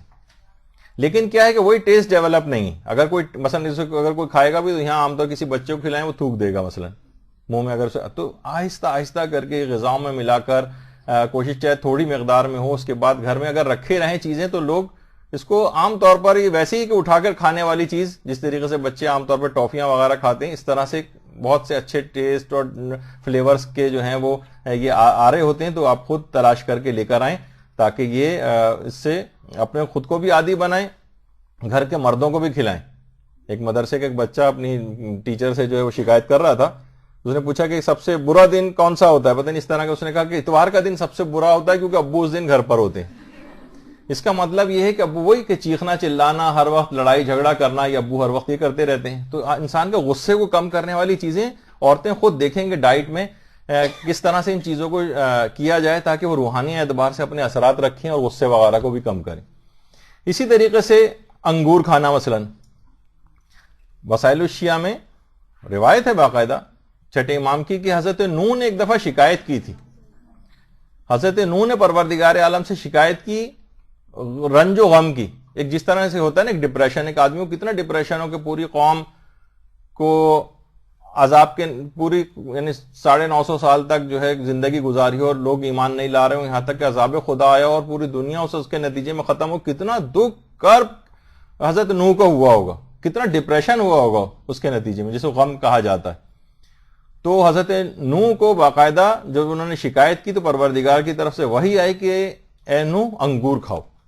اس کا مطلب ہے کہ عام طور پر انگور اگر کوئی شخص کھائے, ڈپریشن کا مریض, بہت سارے لوگوں کو اطمینان قلب نہیں ہوتا ہے, ہر وقت غم زدگی کی کیفیت رہتی ہے, گھریلو اس کے اندر بھی دوائیاں گولیاں کھا رہے ہوتے ہیں, انگور کھائیں. تو بہرحال یہ تمام چیزیں ایسی ہیں. اب جیسے اس کا بھی ابھی ذکر ہوا, زیتون کا تذکرہ ہوا تھا, تو یہ بھی آپ کو اسی طریقے سے کھانا ہو, کیونکہ پیغمبر خود فرما گئے کہ علیکم بالزیت, کہ یہ اولیوز جو ہیں زیتون یہ کھاؤ کیونکہ یہ اخلاق کو بہتر بناتا ہے. زیتون اخلاق کو بہتر بناتا ہے. عام طور پر اچھا جسمانی اعتبار سے بھی اتنے فائدے ہیں اس کے کہ ایک دفعہ ایک ریسرچ وغیرہ کسی جگہ میں پڑھ رہا تھا کہ یہ جو عرب افراد ہیں ان کے اندر جو وہ لائف ایکسپیکٹنسی وہ بہت زیادہ ہے. ابھی آپ نے دیکھا کہ بہرحال ہم بہت سے حوالوں سے جو گفتگو نہیں کر رہے, صرف جسمانی اثرات کے حوالے سے کہ عربوں کو ہم دیکھتے ہیں, ابھی بادشاہ کا بھی انتقال ہوا 91 برس کی عمر میں, باقی بھی وہاں پہ لوگ عام طور پر 89 ایئرس شاید ایک ایوریج لائف ایکسپیکٹنسی وغیرہ کچھ علاقوں کی ہے. تو وہاں کے لوگ اولیوز جو ہیں زیادہ کھاتے ہیں. تو جو بھی یہ جسمانی اعتبار سے بھی فائدے ہیں, ٹھیک ہے بہت سے لوگوں کو ظلم و ستم کی وجہ سے روحانی کوئی فائدہ نہیں ملے گا, لیکن ایک جسمانی فائدہ تو ملتا ہے. تو پیغمبر فرماتے ہیں کہ اخلاق یعنی روحانیت پر زیتون کھانے کا اثر یہ کہ اخلاق کو بہتر بناتا ہے, نفس کو آرام پہنچاتا ہے اور غم و رنج کو دور کرتا ہے. وہ اخبار الرضا کی باقاعدہ جو روایت ہے. تو آپ نے دیکھا کہ جتنی بھی حلال اور ریکمینڈڈ غذائیں ہیں وہ جسم اور روح دونوں کے اوپر بہترین اثرات رکھتی. اچھا جو مشکوک چیزیں ہیں ان کے بھی اثرات ہوتے ہیں جو صریح حرام بھی نہیں ہیں لیکن مشکوک ہیں. مثلا جیسے وہی میں نے ابھی مثال دی تھی کہ آپ کو مسئلہ بھی بتایا تھا کہ مشکوک کوئی مچھلی جو شادیوں وغیرہ کے اندر رکھی ہوتی ہے یا کسی جگہ آپ ریسٹورنٹ میں کھانے کے لیے گئے, اب آپ کو تحقیق کرنا پڑے گی کہ چھلکے والی مچھلی ہے یا نہیں ہے. اگر آپ کو پتا نہیں ہے تو آپ کو کھانے کی اجازت نہیں. اسی طریقے سے مثلا کسی کافر ایئر لائن وغیرہ کے اندر سفر کر رہے ہیں اور وہاں ٹرے آ گئی کھانے کی اور اس کے اندر مچھلی رکھی ہوئی، تو آپ کو اس انداز سے جب تک یقین نہ ہو جائے آپ اس کو چھوڑ دینا ہوگا، کوئی اور آپ اس سے ڈش کا جو ہے وہ فرمائش کر دیں تو وہ آپ کو لا کر دے دے، لیکن مچھلی وغیرہ اس انداز سے نہ کھائیں۔ مسلمان ایئر لائن میں کچھ فقہا کے نزدیک، وہ بھی مسائل کے اندر نہیں جا رہا کہ جہاں اس کی اجازت ہے بھی، لیکن یہ کہ بہرحال آغا سیستانی کم سے کم وہ اجازت نہیں دیتے۔ تو اس لحاظ سے مشکوک چیزیں بھی کھانے سے آپ کے اخلاق پر اور آپ کی روحانیت کے اوپر اثرات مرتب ہوتے ہیں، توفیقات سلب ہونے لگتی ہیں، اور علماء فرماتے ہیں مشکوک جو چیزیں ہیں وہ کھانے سے کچھ ایسے برے معنوی اثرات ہوتے ہیں کہ جن سے چشم پوشی نہیں کی جا سکتی، یعنی صرف نظر کر کے بھائی اتنا تو چلتا ہے کہہ کے آپ نہیں یعنی اس کو انجام نہیں دے سکتے۔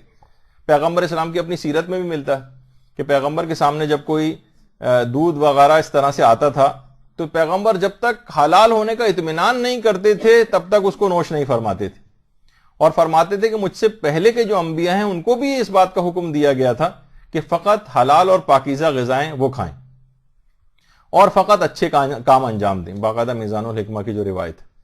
تو بہرحال پیغمبر اس انداز سے، اچھا مشکوک چیزوں میں کچھ علماء اس لحاظ سے بھی کہتے ہیں جو بازار میں عام طور پر بازاری غذائیں جو ہوتی ہیں اکثر ان سے بچ نہیں پاتے، ابھی بھی ہو سکتا ہے میں نیچے جاؤں تو میرے لیے بازار سے کوئی چیز منگوا کے یہاں پر رکھی گئی ہو انتظامیہ کی طرف سے، لیکن بعض اوقات انسان مجبور ہوتا ہے، کھانی پڑ جاتی ہیں، لیکن بہرحال دماغ میں ضرور رہے کہ جتنا اپنے آپ کو اس سے بچا سکیں، جتنا ان چیزوں سے بازاری چیزوں سے اپنے آپ کو دور رکھ سکیں، کیونکہ بہرحال یہ اپنے برے اثرات تو رکھتی ہیں۔ خاص طور پر جو کھلی ہوئی ایسی بازاری چیزیں ہیں کہ جس پہ ہر شخص کی نگاہ پڑتی ہے، تو علماء فرماتے ہیں اس کے اندر تو لازمی بے برکتی پیدا ہو جاتی، شو کیس میں رکھی ہوئی چیزیں، مٹھائیاں، ہر شخص آ کے دیکھ رہا ہے، باہر سے گزرنے والے فقیر حسرت بھری نگاہوں سے اس کو ان چیزوں کو دیکھ رہے ہیں، جو افورڈ نہیں کر سکتا وہ دیکھ رہا ہے، تو اس پر سے ایک برکت جو ہوتی ہے کھانے کی وہ ختم ہو جاتی ہے، اور بے برکت اگر کوئی چیز ہو جائے تو وہ ایک لحاظ سے منحوس جسے کہا جائے، یعنی اگر ہم بے برکت کے لفظ کو ذرا ویسا بنائیں تو اس کو یہ کہا جائے گا، تو اس کے اندر یعنی پھر اول تو وہ مضر صحت بھی کتنی ہیں باہر والی چیزیں، تو اس طرح کی بہت ساری چیزیں ہوتی ہیں۔ یعنی ایک صاحب جو بالکل میرے قریبی رشتہ دار ہیں، ان کے پاس فرسٹ ہینڈ اس کی انفارمیشن ہے کہ ایک بہت بڑی کھانے کے جو کراچی کے اندر خاص طور پر ایک جگہ ہے جہاں لوگ کھاتے ہیں، وہ مری ہوئی مرغیوں کا سب سے بڑا خریدار ہے۔ تو اب سوچیں کہ مردار اگر کوئی شخص کھا رہا ہوگا اس کے کتنے اثرات ہوں گے، آپ وہی بڑے ٹیسٹ اس کا ڈیولپ آپ نے کیا ہوا اور وہاں سے بار بار جو ہے چیزیں منگوائی جاتی ہیں، تو ان تمام چیزوں کے روح کے اوپر اثرات مرتب ہوتے ہیں۔ اور سب سے اہم بات تو یہ کہ باقاعدہ جب رہبر معظم جب صدر ہوا کرتے تھے تو جب کہیں ظاہر بغیر ملکی دورے بھی کرنا پڑتے تھے تو باقاعدہ طور پر کھانوں کو، اس طرح کے کھانوں کو بالکل ریفیوز کر دیا کرتے تھے۔ اس وقت کی تصویریں کچھ طرح کا کھانا پیش کیا جا رہا، ظاہر ہے کہ جس اعتبار سے وہ نظر آ رہے ہیں کہ وہ لوگ جو ہیں تو وہ ان کے لیے کھانا جائز بھی نہیں ہوگا اگر کوئی گوشت والی کوئی ڈش ان کے سامنے پیش کی جا رہی، لیکن وہ منع کر دیا کرتے تھے۔ تو یہ تمام چیزیں ایسی ہیں کہ ان سب چیزوں کے بڑے ویسے اثرات ہیں، اور اس حد تک ہیں کہ علامہ ہلی کے ایک بیٹے جو ان کا نام فخر المحققین تھا، یہ ایک ایسے نابغہ روزگار اور جینیس شخصیت تھے کہ نابالغیت کے زمانے میں مجتہد ہو گئے تھے، نابالغ تھے اور مجتہد ہو گئے تھے، فخر المحققین، یعنی اپنے لقب ہی سے مشہور ہو گئے علامہ ہلی کے بیٹے۔ اب علامہ ہلی نے کہا کہ ٹھیک ہے، جب تم علم میں اتنی صلاحیت پیدا ہو گئی تو تم ایسا کرو کہ ممبر پہ بیٹھ کے لوگوں کو درس دیا کرو۔ یہ تیار ہو گئے، نابالغ تھے، ممبر پہ بیٹھے، جب لوگ آ کر جمع ہوئے اور تقریر شروع کی، خطبہ پڑھنے کے بعد جیسی اپنی نگاہ اٹھائی تو چیخ ماری اور ممبر سے اتر کے نیچے کھڑے ہو گئے۔ علامہ ہلی نے کہا کہ بھائی کیا بات ہو گئی ایسی؟ کہا کہ بابا میں لوگوں کو دیکھ رہا ہوں کہ کوئی سور نظر آ رہا ہے، کوئی گیدڑ نظر آ رہا ہے، کوئی چیتا نظر آ رہا ہے، کوئی یعنی جانوروں کو انسان کیسے درس دے؟ یعنی مجمع عام جو ایک عام لوگوں کا ایک مجمع تھا اس کے اندر ظاہر اب کیا ہے کہ اتنی زیادہ روحانیت قوی تھی فخر المحققین کی، سارے باپ کا گھر، وہاں گناہ کا کوئی وجود نہیں ہے، ہر وقت صرف واجبات اور مستحبات کا دورہ ہے، تو روحانیت اتنی قوی کہ لوگوں کی اصلی شکلیں نظر آنے لگی۔ علامہ ہلی سخت پریشان ہو کہ اس طرح تو دنیا کے اندر رہ ہی نہیں سکے گا۔ اب کہا ایک ہی ترکیب ہے اس کی کہ اس کی روحانیت کو کچھ کم کرنا پڑے گا۔ اچھا حرام کے ذریعے تو روحانیت کم نہیں کی جائے گی اس کی، کہا کہ تمام افراد جو میرے مقلدین ہیں میرے بیٹے کی اپنے گھر دعوت کریں. فخر المحققین چند دن لوگوں کے کھانوں کی دعوت میں گئے اور اس کے بعد پھر ممبر پہ جب آ کر بیٹھے تو اس کے بعد لوگ ویسے ہی نظر آنے لگے, روحانیت کم ہوئی اور جو عام شکلیں وہی نظر آنے لگی. اس کا معنی کیا ہوئے کہ مشکوک صرف حرام لوگوں کے گھروں کے اندر دعوت کھانے جانا, جب آپ کو پتا ہے کہ وہاں پر کوئی معلوم نہیں کہ حرام ہے بھی یا نہیں ہے تو آپ کے لیے کھانا جائز ہے بالکل. لیکن کیا ہے کہ مال مشکوک جسم کے اندر گیا اور اس نے فخر المحققین کی روح کے اوپر ایک ایسے اثرات کو مرتب کیا کہ اس سے ان کی روحانیت کم ہوئی اور دنیا میں رہنے کے قابل ہو سکے وہ, ورنہ اتنی روح قوی تھی کہ اصل شکلیں جو ہیں وہ دیکھ رہے تھے لوگوں کی. تو یہ سب چیزیں ایسی ہیں کہ دیکھیے حرام کی بات بھی نہیں ہے, مشکوک کی بات میں نے صرف بات بتائی ہے کہ اس سے بھی کتنے روحانی اثرات اس لحاظ سے ہوتے ہیں. اور بہت سی روایات میں کہ بندہ اس وقت تک متقین کے درجے تک پہنچ نہیں سکتا جب تک کہ وہ حرام چیزوں سے نہ بچے اور ان کو چھوڑ نہ دے جب تک. تو کیونکہ جو شخص بھی مشتبہ چیزوں کو انجام دینے لگتا ہے تو وہ سری حرام میں بھی داخل ہو جاتا ہے. دیکھیں کتنے ہمارے پاس سوالات آتے ہیں کہ کیا فلاں والا میوزک, جائز والا میوزک ہم سن سکتے ہیں, اور بہت ساری شیخیں لگاتے ہیں کسی طریقے سے. اچھا بہت سی چیزیں وہ جائز میں جا بھی سکتی ہیں, لیکن ہم ان سے یہی کہتے ہیں کہ بھائی آپ اپنے بچوں کو وہ بالکل کارنر اور ایج کے اوپر کیوں رکھنا چاہتے ہیں؟ مثلا کبھی آپ اجازت دیں گے کسی شخص کو بچوں کو چھت پر جا کے کھیلنے کی جس کی کوئی باؤنڈری نہ ہو, وہ بالکل کنارے پر آپ کہیں گے ہاں کنارے تک تو اس کھائی کے کنارے تک کھیل سکتے ہو. بھائی جب کھائی کے کنارے تک گیا تو کبھی وہ گر بھی سکتا ہے, اس کے اندر گرنے کے امکانات ہو جائیں گے. تو آپ تمام ایسے افراد کے جو کہ ہر وقت کسی ایک ایج کو لینا چاہتے ہیں, ایک فائدہ اٹھانا چاہتے ہیں کسی مشکوک چیز کی طرف کہ ٹھیک ہے ابھی حالت شک میں فلاں موسیقی ہمارے لیے جائز ہو جائے, حالت شک میں فلاں گانا ہمارے لیے جائز ہو جائے, تو کیا ہوگا کہ وہ سری حرام کے اندر بھی جلدی گرفتار ہو جائے گا. اس کے لیے ضروری ہے کہ مشکوک چیزوں کو بھی چھوڑے تاکہ وہ حلال کی سمت کی طرف رہے, دور رہے کھائی سے, تاکہ وہ گرنے کے امکانات نہ ہو. مثلا کب تک بچوں کو آپ روک سکیں گے؟ آپ نے اگر چند چیزوں کی اس اعتبار سے ان کو اجازت دی تو پھر وہ سری حرام گانوں کی طرف بھی چلا جائے گا.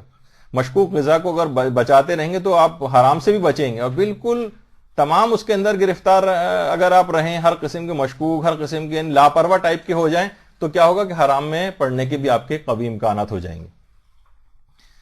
تو یہ تمام چیزیں ایسی ہیں کہ جس کو علی الخصوص دیکھنا چاہیے.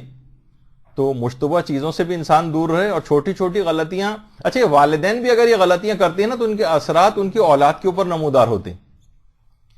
ماں باپ کی بہت ساری بے اعتدالیاں, یعنی بے اعتدالی غذا کی کر رہی ہیں ماں, لیکن اس کے پیٹ میں بچے کو متاثر کر رہی.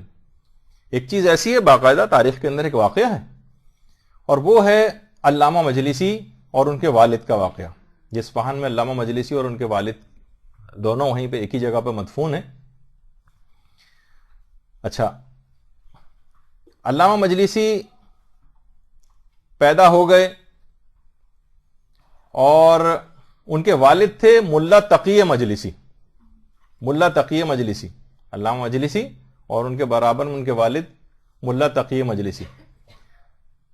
اچھا, ملا محمد باقر مجلسی ان کو چھوٹے سے تھے, ان کو مسجد لے کر گئے علامہ مجلسی کے والد.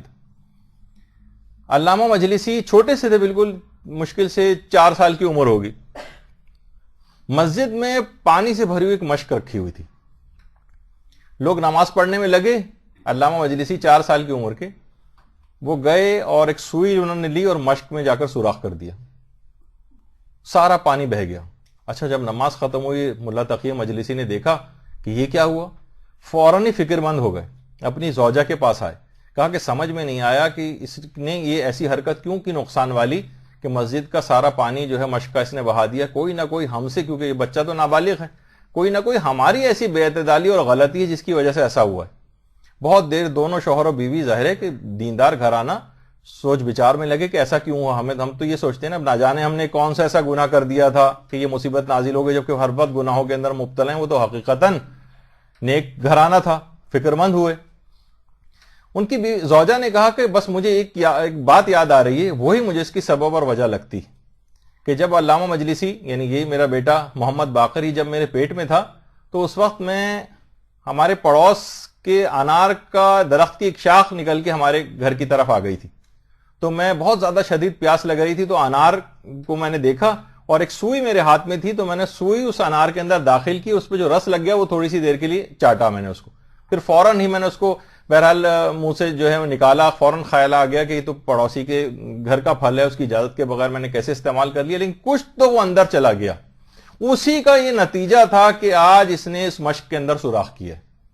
تو اب آپ دیکھیں گے وہ بچوں کو کتنی نقصان پہنچانے والی جو اس انداز کی چیزیں ہیں, جو ہمارے بچے دیکھ رہے ہیں کہ خراب ہوئے چلے جا رہے ہیں, بے اعتدالی کی طرف جو ہے وہ جا رہے ہیں, بے راہ روی کی طرف جا رہے ہیں, ان کے عقائد بھی خراب ہو رہے ہیں. تو بعض اوقات وہ ماؤں کی وہ غلطیاں ہیں, وہ غذائی غلطیاں, دیگر گناہوں کی غلطیاں جو بچوں کے اوپر بھی اس انداز سے اثر انداز ہوتی, تو اولاد کو بھی متاثر کرتی. اسی طریقے سے باپ مثلا اگر کوئی حرام کمائی گھر میں لا رہا ہے تو اس کے بچوں کے اوپر اثر انداز ہوتی. بہت سے بچے پریشان ہیں جو متوجہ ہو گئے ہیں اور مثلا باپ کو منع کرتے ہیں بھئی یہ حرام چیز جو ہے, آپ حرام کمائی جو ہے اس میں فلاں حرام ہے فلاں حرام ہے, مسائل کے تحت ہے, لیکن باپ اس کی کیئر نہیں کرتے. ایران میں بھی باقاعدہ علماء نے کتاب کے اندر ایک واقعہ لکھا ہے. وہاں آپ کو پتا ہے کہ ایران میں واقعہ کربلا, اور اب دنیا میں بھی واقعہ کربلا کی کچھ تمثیلیں بنائی جاتی باقاعدہ, جس طریقے سے ایک پلے ٹائپ کا ہوتا ہے. وہ یہ الگ بات ہے کہ علماء نے مراجع اس کو پسند نہیں کرتے ہیں, اور اگر کوئی ایسا ماحول ہو کہ جہاں پر یہ توہین سمجھا جائے تو حرام بھی ہو سکتا ہے, لیکن ان کے ماحول میں اس کو توہین نہیں سمجھا جاتا. لوگ بہت دہاڑے مار مار کے روتے بھی ہیں. پورا واقعہ کربلا کو اصل میں پکچرائز کرتے ہیں, تو تمثیلیں بناتے ہیں اور لوگ کردار بھی بنتے ہیں اس میں. تو ایک باپ بھی اس کو دیکھنے کے لیے گیا, اس پورے واقعہ کربلا کو جو بنایا گیا تھا. تو اچانک سے اس کے باپ نے دیکھا کہ اس کا اپنا بیٹا وہ وہاں پر شمر کا رول کر رہا ہے. اچھا بہرحال باپ دیکھ کے وہاں واپس آ گیا, گھر میں آیا تو بیٹے سے کہا کہ بیٹا ٹھیک ہے کوئی اور رول کر لیتے, تم شمر کا رول کیا, پسند نہیں مجھے بات آئی. اچھا باپ کو بیٹا بار بار کہہ کے تھک گیا تھا کہ آپ کے فلاں جو آپ کاروبار کرتے ہیں اس کے اندر یہ حرام ہے یہ حرام ہے, لیکن باپ مانتا نہیں تھا. بیٹے نے جان بوجھ کے کہ باپ یہ دیکھنے کے لیے آئے گا شمر کا رول کرنا پسند کیا, اور باپ نے جب اس کے اوپر اعتراض کیا تو بیٹے نے کہا بابا حرام مال کھانے کا نتیجہ شمر بننا ہی ہے. تو مقصد کہنے کا یہ ہے کہ اگر اس انداز کی چیزیں مثلا باپ خیال نہیں کر رہا ہے, اپنے بچوں کی غذاؤں کا خیال نہیں کر رہا ہے, تو اس طرح کے اثرات ہوتے ہیں. کیونکہ یہ تمام افراد کے جو اس طرح اتنے بڑے ظالم بنتے ہیں تو یہ مال حرام ان کے جسموں میں موجود ہوتا ہے. تو اچھا جب بھی مال حرام جسم کے اندر جاتا ہے تو دلوں کو تاریک بناتا ہے, برے برے خیالات, شہوانی خیالات, اخلاق رذیلہ, سوء ظنی, غیبت, لوگوں کی برائیاں, یہ اس کے خود بخود یہ چیزیں پیدا ہوتی چلی جاتی. اچھا بعض غذائیں ایسی ہیں کہ اگر بہت دنوں تک کھانا چھوڑے رکھیں تو آپ کے اندر اخلاق برے پیدا ہونے لگتے ہیں, اور کچھ غذائیں ایسی ہیں جو زیادہ کھانے لگیں تو اس کے بھی اثرات پیدا ہونے لگتے ہیں. مثلا ہمارے جو بچے ہیں آپ دیکھ رہے ہیں کہ مثلا غذائی بے اعتدالی کا شکار ہے, صرف برگر پیزا برگر, بس اسی کے اندر وہ آج کل جو ہے وہ بچے لگے ہوئے نظر آ رہے ہیں. ان کے اثرات بد ہیں. علماء باقاعدہ فرماتے ہیں کہ یہ جو بہرحال حرام غذا اس انداز سے تو اپنے طور پر جاتی ہے, لیکن جو جائز غذائیں بھی ہیں مثلا مرغی, چاہے وہ ظاہر چکن برگر ہوگا, چکن پیزا ہوگا, ہر چیز کے اندر یہ چکن کا عنصر ضرور ہوگا, تو جتنا تو اس میں مرغی کی خصوصیات آنے لگتی. ہر وقت انسان بس چگنے اور دانا کھانے کی فکر میں رہتا ہے. جو مرغی زیادہ کھاتا ہے, جیسے مرغی ہر وقت کٹ کٹ کٹ کٹ وہ کرتی رہتی ہے نا, ہر وقت دانا چگتی رہتی ہے, اس کے علاوہ اس کو کوئی اور فکر ہی نہیں ہے. اس کے علاوہ ہر وقت صرف, اور بہت سے آپ کو پتا ہے وہ چوزے وغیرہ ان کو روکا بھی جاتا ہے کہ اس سے مقرر مقدار سے زیادہ نہ کھائیں ورنہ موت واقع ہو جاتی ہے, کیونکہ ہر وقت ان کو صرف کھاتے چلے جانا ہے. تو اس کے اندر وہی خصوصیات اس جانور کی پیدا ہونے لگتی ہیں. ہر وقت وہ شخص بھی پھر ہر وقت بس پیٹ بھرنے کی فکر میں, اور پھر اس کے بعد خالی کرنے کی فکر میں, پھر خالی کرنے کے بعد پھر بھرنے کی فکر میں, اور اسی طریقے سے صرف اور صرف فقط پیسہ کمانے کی فکر میں, بس دانے پانی کی فکر میں رہتا ہے اگر کوئی زیادہ کھائے گا ان چیزوں کو. اسی طریقے سے مثلا کہا جاتا ہے کوئی اونٹ کا گوشت اگر بہت زیادہ استعمال کرے تو اونٹ کے ایک تو یہ ہے کہ آپ کو پتا ہے کہ بہرحال اونٹ ایک کینا پرور جانور کے طور پر, تو کینا کا مرض اس کے اندر بہت زیادہ کھاتا چلا جا رہا ہے. جب یہ روایت میں بھی یہ بات آئی کہ اپنے پیٹ کو جانوروں کو قبرستان نہ بناؤ. اچھا بہت سارے ایسی ہیں کہ ہماری میڈیکل سائنس میں بھی اگر کوئی شخص بہت زیادہ گوشت کھاتا ہو, یعنی واقعتاً بہت زیادہ کھانا. ایک تو ہوتا ہے ایک آدھ بوٹی کبھی اس طرح سے ڈال کے کھا لی, لیکن ایک ہوتا ہے لوگ کھاتے چلے جا رہے ہیں بہت زیادہ ہر وقت کا گوشت کھانا. تو اس سے کیا ہے, جسمانی اعتبار سے بھی مثلا کارسینوما آف کولوریکٹم ہماری ایک بیماری ان افراد کے اندر زیادہ ہوتی ہے جو زیادہ گوشت کھاتے ہیں, ایک خاص قسم کا کینسر. اچھا, جو بالکل چھوڑ دے گوشت کھانا اور مکمل ویجیٹیرین ہو جائے, وہ بھی ایک بے اعتدالی ہے, سیروسس آف لیور, باقاعدہ جگر کی خاص بیماری, اس کو وہ لاحق ہو جاتی ہے ایسے افراد کو زیادہ تر. اور روایت میں اگر کوئی شخص گوشت بالکل کھانا ترک کر دے, بہت سی روایت میں تو یہ بات بھی آئی ہے کہ 40 روز تک اگر اس نے گوشت کھانا ترک کیے رکھا تو اس میں ناپسندیدہ اخلاق پیدا ہو جاتے ہیں. امیر المومنین علیہ الصلوۃ والسلام فرماتے ہیں.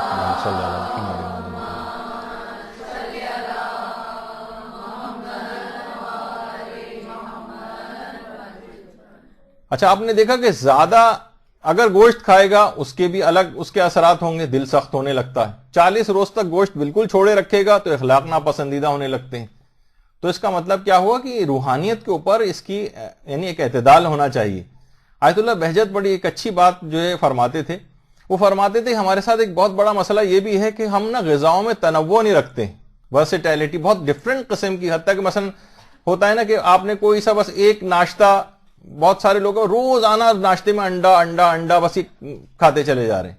کہتے نہیں, اس کو چینج کریں, کبھی کوئی چیز ہونی چاہیے, کبھی کوئی چیز ہونی چاہیے, کبھی کسی انداز کا ہو, کبھی مثلا کوئی کھانا آپ نے کھا لیا, کبھی صرف چائے کے ساتھ مثلا کوئی بسکٹ لے لیا, کبھی کسی انداز سے کھایا آپ نے, کبھی کسی انداز سے کھائے, یعنی اس کے اندر بہت الگ الگ طرح کی. اول تو غذا کوشش کریں کہ سادہ ہی ہو.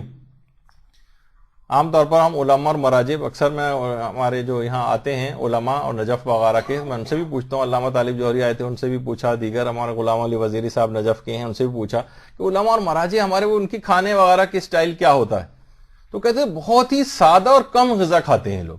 سب کے ساتھ ہم نے یہ دیکھا ہے, کسی کو بھی اس لحاظ سے پرخوری یا جو عام طور پہ ویسی عادات ہوتی ہیں, جب بھی ظاہر علم اور اپنے اس میں جو فہم کے اس سٹیج کے اوپر ہوتے ہیں کہ وہ ان تمام چیزوں کا خیال کرتے ہیں. سادہ ترین غذا.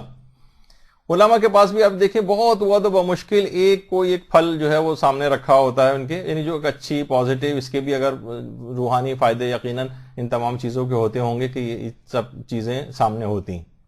یعنی صرف جو فائدے مند چیزیں, مفید چیزیں ہیں وہ کھانے میں سامنے, ورنہ تو اور بھی چیزیں ایسی جو نقصان پہنچانے والی ہیں. مثلا سموسے سامنے رکھے ہوتے ہیں ان کے, تو آپ کو کہا جاتا ہے کہ یہ لوگ کی کیا چیز کھا رہے ہیں. نہیں, پھل سامنے مثلا رکھا ہوا ہے.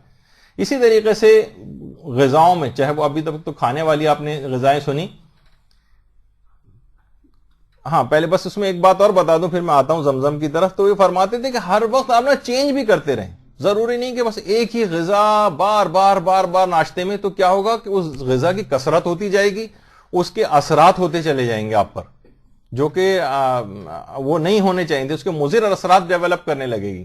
اچھا, مختلف چیزیں الگ الگ استعمال کریں گے تو الگ الگ چیزوں کے فائدے بھی آپ کو حاصل ہوتے چلے جائیں گے. تو اگر ہو سکے تو لوگ کوشش یہ کریں کہ فرمائش کر کے, جو بھی عمرہ اور حج کے اوپر جا رہا اس سے فرمائش کر کے آب زمزم ضرور منگوائے کر. گھر کی بوتلوں کے اندر پانی میں تھوڑا تھوڑا سا ہر دن بعد, یعنی پورے سال چلائیں, بار بار منگواتے رہیں, انتظامات کریں اس کے. اور گھر والوں کو اس کا ایک روحانی اثر ہوتا ہے زمزم کا. نفاق دور ہوتا ہے. سب سے پہلی بات تو ہے کہ روایت میں ہے کہ منافقین اس کو کم کم پیتے ہیں اور مومنین جو ہے کثرت کے ساتھ پیتے ہیں. تو اچھا, اس سے بھوک بھی کم ہو جاتی ہے. وہ افراد جو ڈائٹنگ وغیرہ کے بہت زیادہ شوقین ہیں وہ کثرت سے زمزم اگر پئیں, لوگ بھی اکثر بھوک لگ رہی ہوتی ہے, لوگوں نے باقاعدہ اس بات کو سننے کے بعد آبزرو کیا ہے, باقاعدہ وہاں ایکسپیرینس کیا ہے کہ اگر بھوک بھی لگ رہی ہو اور خانہ کعبہ وغیرہ جائیں اور وہاں 2-1 گلاس آب زمزم کے پی لیں تو اس کے بعد ایسا لگتا ہے کہ ویسے بھوک ختم ہو گئی ہو. یہ باقاعدہ کوئی ایکسپیرینس بھی کر کے دیکھ سکتا ہے. تو یہ خود بھوک کو بھی مٹاتا ہے. تو زمزم سے جو ظاہر اندر جائے گا تو اس کے اندر روحانی طاقت بھی آئے گی, اور جسمانی طاقت کے لحاظ سے بھی یہ جب ہی ہے کہ جب انسان صحیح کے لیے جاتا ہے تو صحیح پر جانے سے پہلے صفا اور مروہ کے درمیان جو صحیح ہوتی ہے, مستحبات میں سے ہے کہ ایک دعا پڑھ کر اس وقت زمزم کو پیے.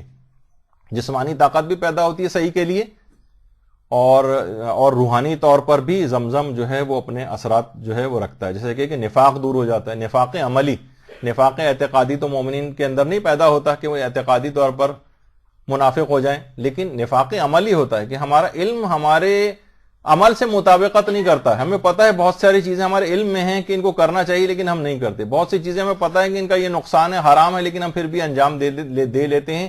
اس کو نفاق عملی کہا جاتا ہے. اور جیسے جتنا آدمی زمزم پیتا جاتا ہے اس کے اندر سے نفاق کا مرض دور ہوتا جاتا ہے. تو کوشش کر کے مستقل پورے سال میں ایک سائیکل چلا جائے. گھر کے پانی کی جو بوتلیں ہیں اس کے اندر تھوڑا تھوڑا سا خواتین کی ذمہ داری ہے کہ وہ اس میں زمزم ڈالیں تاکہ وہ نورانیت آہستہ آہستہ اولاد کے اندر، اور لوگوں سے جہاں اتنی کوششیں کر کے آپ ادھر ادھر سے فرمائشیں کر کے چیزیں منگاتی ہیں اس میں زمزم کی فرمائش کریں. خود پیغمبر مکے سے جو آتا تھا اس سے زمزم کی فرمائش کر کے زمزم منگواتے تھے. مدینے سے آنے والوں سے جو ہے وہ اجوا کھجور منگایا کرتے تھے. تو بہرحال فرمائش بھی کی جا سکتی ہے. اور باقاعدہ اس کی ایک دعا بھی ہے زمزم کی، اللہم اجعلہ علما نافعا و رزقا واسعا و شفاء من کل داء و سقم، کہ پروردگار مجھے نفع بخش علم جو ہے وہ نصیب فرما، علم نافع ہو، رزق واسع ہو، اور شفاء من کل داء و سقم، اور ہر قسم کی بیماری اور ہر خرابی سے بھی محفوظ فرما. تو یہاں پر دائن بیماری سے مراد جسمانی بیماریاں ہیں، اور وسقمن خرابیوں سے مراد روحانی طور پر جتنی بھی خرابیاں اور بیماریاں ہیں وہ سب زمزم پینے سے دور ہو جاتی ہیں. تو اور ہر غم سے بھی یعنی ڈپریشن وغیرہ کے مرض سے بھی امان ملتی ہے. یعنی باقاعدہ یہ ہر غم سے نجات دینے والا جو ہے پانی شمار کیا گیا. اور زمزم ایسا باقاعدہ پوری کتاب بھی جرائے زمزم عرفان کے نام سے آیت اللہ بہجت کے حالات پر ایک کتاب زمزم عرفان کے نام سے بھی لکھی گئی ہے، آغا ری شاہری نے لکھی ہے. اور زمزم ایسا یعنی لفظ ہے کہ زمزم احکام، اور اس کے نام سے بہت سی ویب سائٹس اور احکامات وغیرہ کی جو ہیں وہ بھی اس پہ ڈالی گئی. تو بہرحال اچھا، اب یہاں پر ایک لوگوں نے اس لحاظ سے ایک اعتراض بھی کیا. آغا بہجت بھی فرماتے تھے کہ اگر آب زمزم میں خاک شفا ملائی جائے تو اور بیماروں کو دیں تو ہر قسم کے بیمار کو شفا مل سکتی. آب زمزم کے اندر خاک شفا، اصلی خاک شفا اگر ملا کر دی جائے. تو لوگوں نے، بہت سے وہابی حضرات نے اس کے اوپر یہ اعتراض کیا کہ بھائی اگر ایسا ہی ہے تو پھر آغا سیستانی خود علاج کے لیے جو انہوں نے کیوں نہیں استعمال کر لیا آب زمزم کے اندر جو ملاتے خاک شفا اور وہیں پہ اپنا علاج کر لیتے. اور کیوں آیت اللہ حافظ بشیر نجفی جو ہے وہ گئے اور علاج کے لیے کیوں نہیں زمزم اور خاک شفا کو استعمال کیا؟ اور کیوں رہبر معظم تھوڑے دن پہلے اسپتال میں آپریشن کے لیے گئے، کیوں نہ اس کو استعمال کر کے شفا یاب ہو گئے؟ یعنی طنز کیا ایک لحاظ سے. تو ہمارے علماء نے اس کے بڑے جواب دیے. دیکھیے، پہلے آسان ترین جواب تو یہ ہے کہ دوا الگ چیز ہے، شفا الگ چیز ہے. خاک کربلا اور زمزم دوائیں نہیں ہیں، اس میں شفا قرار دی گئی. دوا تو آپ کو الگ سے کرنی کیونکہ حکم خدا ہے کہ دوا آپ کو کرنی. مثلا اگر کسی شخص کو بلڈ پریشر ہو گیا تو بلڈ پریشر کی گولی اس کو کھانا. اسی طریقے سے مثلا اگر کسی شخص کا خون جسم سے نکل رہا ہے تو پٹی اس کو باندھنا ہے. اور اگر کسی شخص کی مثلا ہڈی ٹوٹ گئی ہے تو بہرحال اس کو جو ہے اس کا ہڈی ٹوٹی ہوئی ہڈی کا آپریشن کروانا ہے. خاک شفا اور زمزم ہر بیماری کی دوا نہیں ہے، ہر بیماری کی شفا ہے. دوا بھی جاری رکھیں، سائیڈ میں ان کو بھی استعمال کریں تو اس سے شفا یابی ملے گی. جب بھی آب زمزم کی جو دعا ہے اس میں وشفاء من کل داء و سقم کا وشفاء، تو شفا کا لفظ اس کے اندر جو ہے وہ آیا ہے کہ اس کے اندر شفا ہے. دیکھیے شہد کے متعلق ملتا ہے روایات کے اندر کہ شہد کے اندر بھی شفا ہے. شہد کے لیے قرآن نے کہا کہ فیہ شفاء للناس. سورہ فاتحہ کے متعلق کہا جاتا ہے کہ فیہ شفاء من کل داء، ہر قسم کی بیماری سے شفا ہے، دوا نہیں شفا ہے. وَنُنَزِّلُ مِنَ الْقُرْآنِ مَا هُوَ شِفَاءٌ، قرآن کے لیے کہا گیا کہ قرآن بھی جو ہے وہ شفا ہے. نماز کو کہا گیا کہ فَإِنَّ فِيهِ صَلَاةٍ شِفَاءٌ، جو نماز ہے اس کو بھی شفا قرار دیا گیا ہے. یہ آیت اللہ محسن الحکیم ہے کہ نجف سے کربلا جو پیدل جانے کی رسم شروع ہوئی تھی، اس میں جب پیدل رستے میں کسی بھی جگہ رک کر جہاں نماز کا وقت ہوا وہیں پر نماز پڑھنا شروع کر دی. تو صرف جسمانی اعتبار سے اس کے اندر فائدے نہیں بلکہ روحانی اعتبار سے شفا ہے. اس کے اندر نماز کو بھی شفا کہا گیا ہے. ذکر جو ہے لا حول ولا قوت الا باللہ العلی العظیم، اس کو بھی شفا کہا گیا روایت میں. شفا، دوا نہیں. اور علامہ جلال الدین سیوطی نے جو کتاب جامع الصغیر لکھی اس میں لکھا ہے کہ پیغمبر کی باقاعدہ حدیث بھی ہے کہ جو غبار مدینہ ہے اس میں ہر جذام کے مریض کے لیے شفا ہے. یعنی جو مدینے کی جو مٹی کا جو غبار ہے وہ جذام کے مریض کو مثلا اگر لگایا جائے تو اس کو شفا مل جائے گی. تو یہاں پہ بھی پیغمبر نے غبار مدینہ کے لیے شفا کا لفظ استعمال کیا ہے. اسی طریقے سے اجوا کھجور کے لیے بھی شفا کا تذکرہ ہے. حضرت عائشہ سے مروی جو باقاعدہ پیغمبر کی روایت بھی ہے کہ جس میں اجوا کھجور کو شفا قرار دیا گیا ہے, شفا اور دوا کے طور پہ بھی اجوا کھجور کہ اجوا کے روایت میں ملتا ہے کہ امیر المومنین کی اپنی موجودگی میں ایک شخص کو ایک دفعہ دل کا دورہ پڑا, تو امیر المومنین نے اجوا کھجور کی گٹھلی کو پیس کر اس شخص کو دیا, اسی وقت اس کا دل کا مرض جو ہے وہ ٹھیک ہو گیا. یعنی تو بہرحال اس تو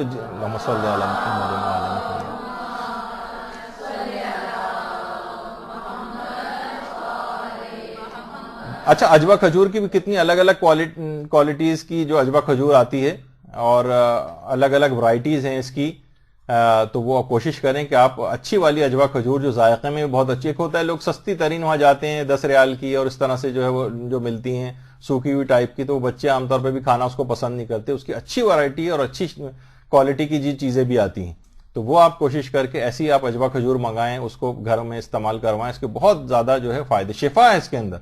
اسی طریقے سے باقاعدہ روایات کے اندر علماء نے سارے جوابات دیے اس بات کے. لوگ جو کھانے پینے کی چیزوں پہ ہم کہتے ہیں نا کہ جناب اس کے اندر شفا ہے اور تبرک امام حسین کے اندر شفا ہے, اور تو اس پہ لوگ اعتراض کرتے ہیں, تو آپ کے سامنے یہ سب چیزیں بھی مثلا روایات کے اندر اونٹ کے دودھ کے متعلق کہا گیا کہ اس میں شفا ہے, حتیٰ کہ اونٹ کے پیشاب کے متعلق کہا گیا کہ شفا ہے.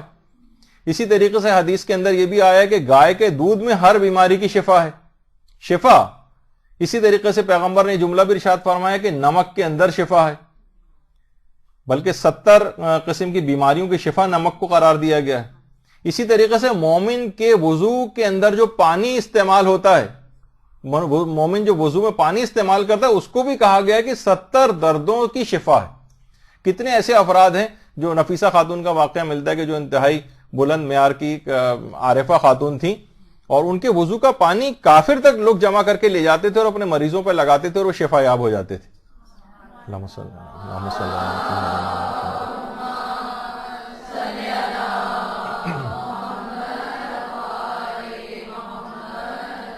تو علماء اس طرح کی کتنی مثالوں کے ذریعے دشمنان اہل بیت کو بھی جواب دیتے ہیں کہ انہوں نے اگر طنز کیا کہ خاک شفا سے علاج کر لیتے اور زمزم پی کے علاج کر لیتے تو وہاں جانے کی کیا ضرورت تھی علاج کے لیے.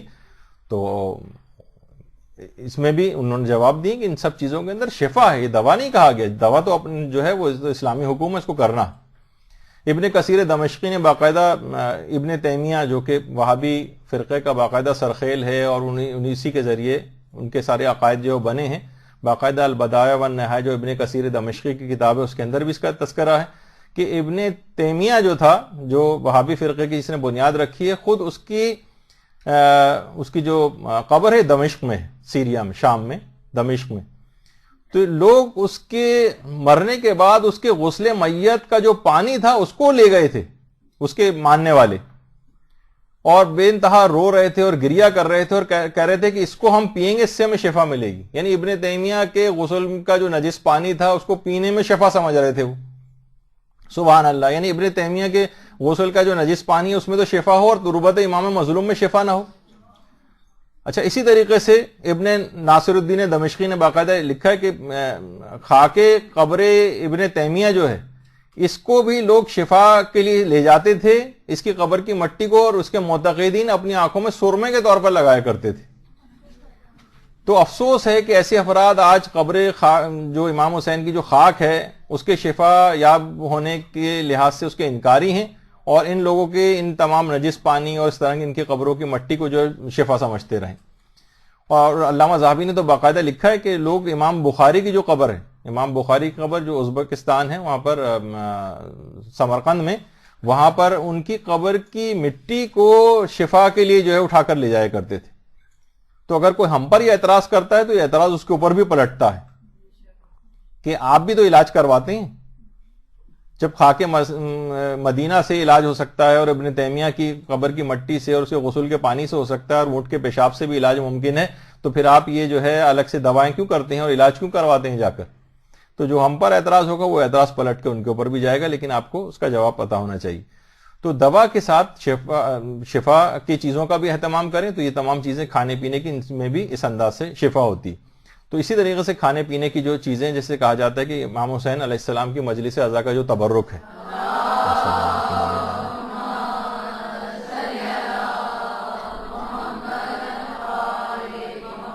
مجلس امام حسین کا تبرک، وہ چیزیں امام حسین سے منسوب ہو کر شفا یابی کی ان کے اندر صفت پیدا ہو جاتی. یہ اب افسوس کی بات ہے کہ مجلس حسین کو بجائے امام حسین سے منسلک کرنے کے تبرک کی ان چیزوں سے منسلک کر دیا جاتا ہے. کون سی مجلس ہے؟ حلیم کی مجلس ہے، شیر مال کی مجلس ہے، اور بریانی کی مجلس ہے، اور دال چاول کی مجلس ہے، اور پیزا کی مجلس ہے. تو یہ اس قسم کی چیزوں یہ نہیں کرنا چاہیے. مجلس حسین ہو، ٹھیک ہے، تبرک میں یقینی شفا ہے، انسان اعتقاد کامل کے ساتھ اس تبرک کو اگر استعمال کرے تو بہت اچھا. خود پیغمبر کے اپنے دور میں ان چیزوں سے تبرک لیا جاتا تھا. پیغمبر اسلام کے باقاعدہ وضو کا پانی ایک برتن میں صحابی جمع کرتے تھے اور اس کو جمع کر کے لے جاتے تھے. رسول اللہ مثلا ڈول سے پانی نکالتے تھے. بہت سے کنواں بیر غرض کے نام سے جو مدینے میں ہے اور یہاں زیارت کے لیے بھی لے کر جایا جاتا ہے. تو ابھی تک اس سال کی حد تک بھی جو ہے وہ لے کر گئے ہیں. بہرحال یہاں تک یہ تو خیر ذرا اس کی پرانی تصویر ہے. پھر ایک باؤنڈری وال اس کے گرد میں کھود دی گئی تھی، بنا دی گئی تھی. تو بہرحال جو بچ جاتا تھا پیغمبر دوبارہ اس ڈول کو پانی جو ہے وہ اس میں کنویں میں ڈال دیتے تھے. لوگ اسی کنویں کا پانی لے جا کر اپنے بیماروں کو پلاتے تھے اور زخموں کے اوپر لگاتے تھے اور شفا یابی نصیب ہو جاتی تھی.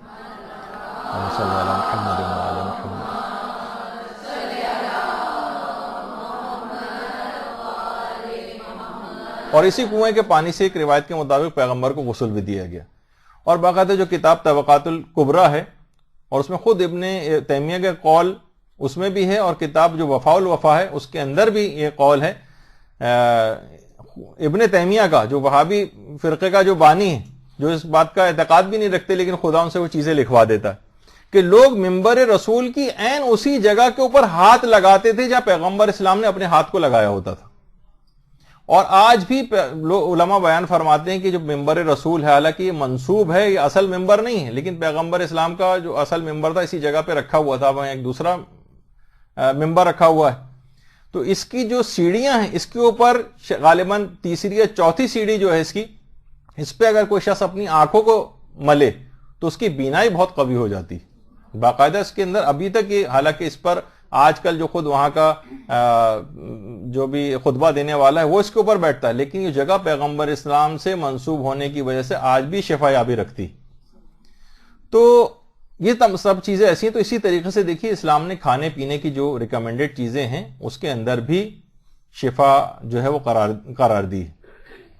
جب یہ کہا جاتا ہے کہ جو بچے کا تحنیک کا مسئلہ ہے، بچے کا گلا اٹھانا پیدائش کے بعد، جسے پہلی غذا جو گٹھی پلائی جاتی ہے اس کو گلا اٹھانا جس کو کہا جاتا ہے، تو اس کے اندر بھی مستحب ہے کہ اس کا پہلے سے انتظام کر کے رکھنا چاہیے کہ یا تو اصلی تربت امام مظلوم کی جو مٹی ہے وہ اس بچے کو جو ہے وہ اس کے منہ میں جو ہے وہ پہنچائی جائے، یا اس کے چند ایک ذرات یا اس طرح سے، یا مائع فرات. اچھا یہ والا فرات کا پانی اس میں تو لوگ یہ لے کر آتے ہیں پینے، اس کو تو ہرگز، بلکہ ہمارے استاد محترم تو فرماتے ہیں اس کے اندر پاؤں بھی اندر نہ ڈالیں. اس فرات کے پانی میں انڈسٹریل ویسٹ جتنا بھی ہے اس کے اندر ملایا ہوتا ہے، انتہائی مضر صحت ہے. لیکن اس کو ڈی سیلینیشن پلانٹ ایک لگا ہوا، یہی فرات کا پانی وہاں کربلا میں تقریباً ہر ہوٹل کے جو عام نلکوں سے بھی جو پانی آتا ہے وہ فرات کا پانی ہوتا ہے. تو وہاں سے آپ پانی بھر کر لے آئیں جو صاف ستھرا کیا ہوا پانی ہے. اس والے پانی کو کسی کو لا کر نہ پلائیں، نہ خود پئیں، کیونکہ اس کے اندر بہت سارے اس طرح کے فضلات وغیرہ جو انڈسٹریز کے ہیں وہ بھی اس کے اندر ملے ہوئے جو آپ کی صحت کے لیے نقصان دہ ہیں. لیکن یہ کہا گیا ہے کہ یا تو تربت حسین سے اس کی تحنیک کی جائے، اس کا گلا اٹھایا جائے جو گٹھی جو پہلی خوراک اس کے اندر جاتی ہے، یا فرات کا پانی. دیکھیے کھانے پینے کی چیزیں ہیں نا، لیکن ان کے روحانی فائدے. ہمارے پانچویں امام محمد باقر علیہ الصلوۃ والسلام فرماتے ہیں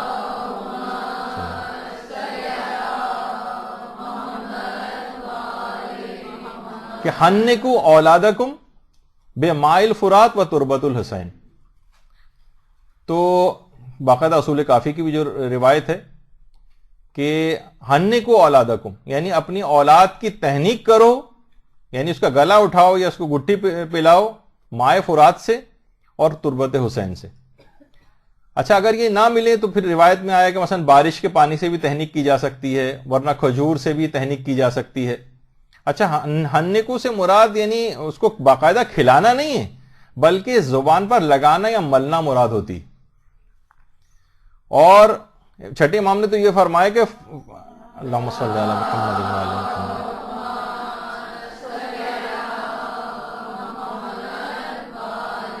کہ ہر قسم کی امان بچے کو مل جاتی، ہر قسم کی برائی سے امان مل جائے گی، ہر قسم کی شر سے اس کو امان مل جائے گی اگر اس کو ان چیزوں سے اس کی تحنیک کی گئی. اور باقاعدہ کھجور سے تحنیک کا حکم بھی یہ بھی موجود ہے. آیت اللہ برجردی کی جو کتاب جامع احادیث شیعہ ہے اس میں باقاعدہ پیغمبر کی ایک روایت کھجور کے سلسلے میں یہ ہے کہ پیغمبر اسلام نے امام حسن اور امام حسین کی تحنیک کھجور کے ذریعے کی تھی. صلی اللہ علیہ وسلم.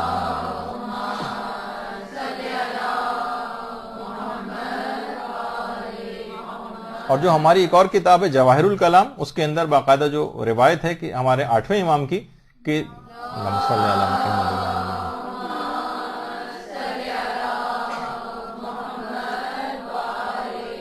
کہ اگر تربت امام مظلوم نہ ملے تو شہد سے تحنیک کرو، شہد سے.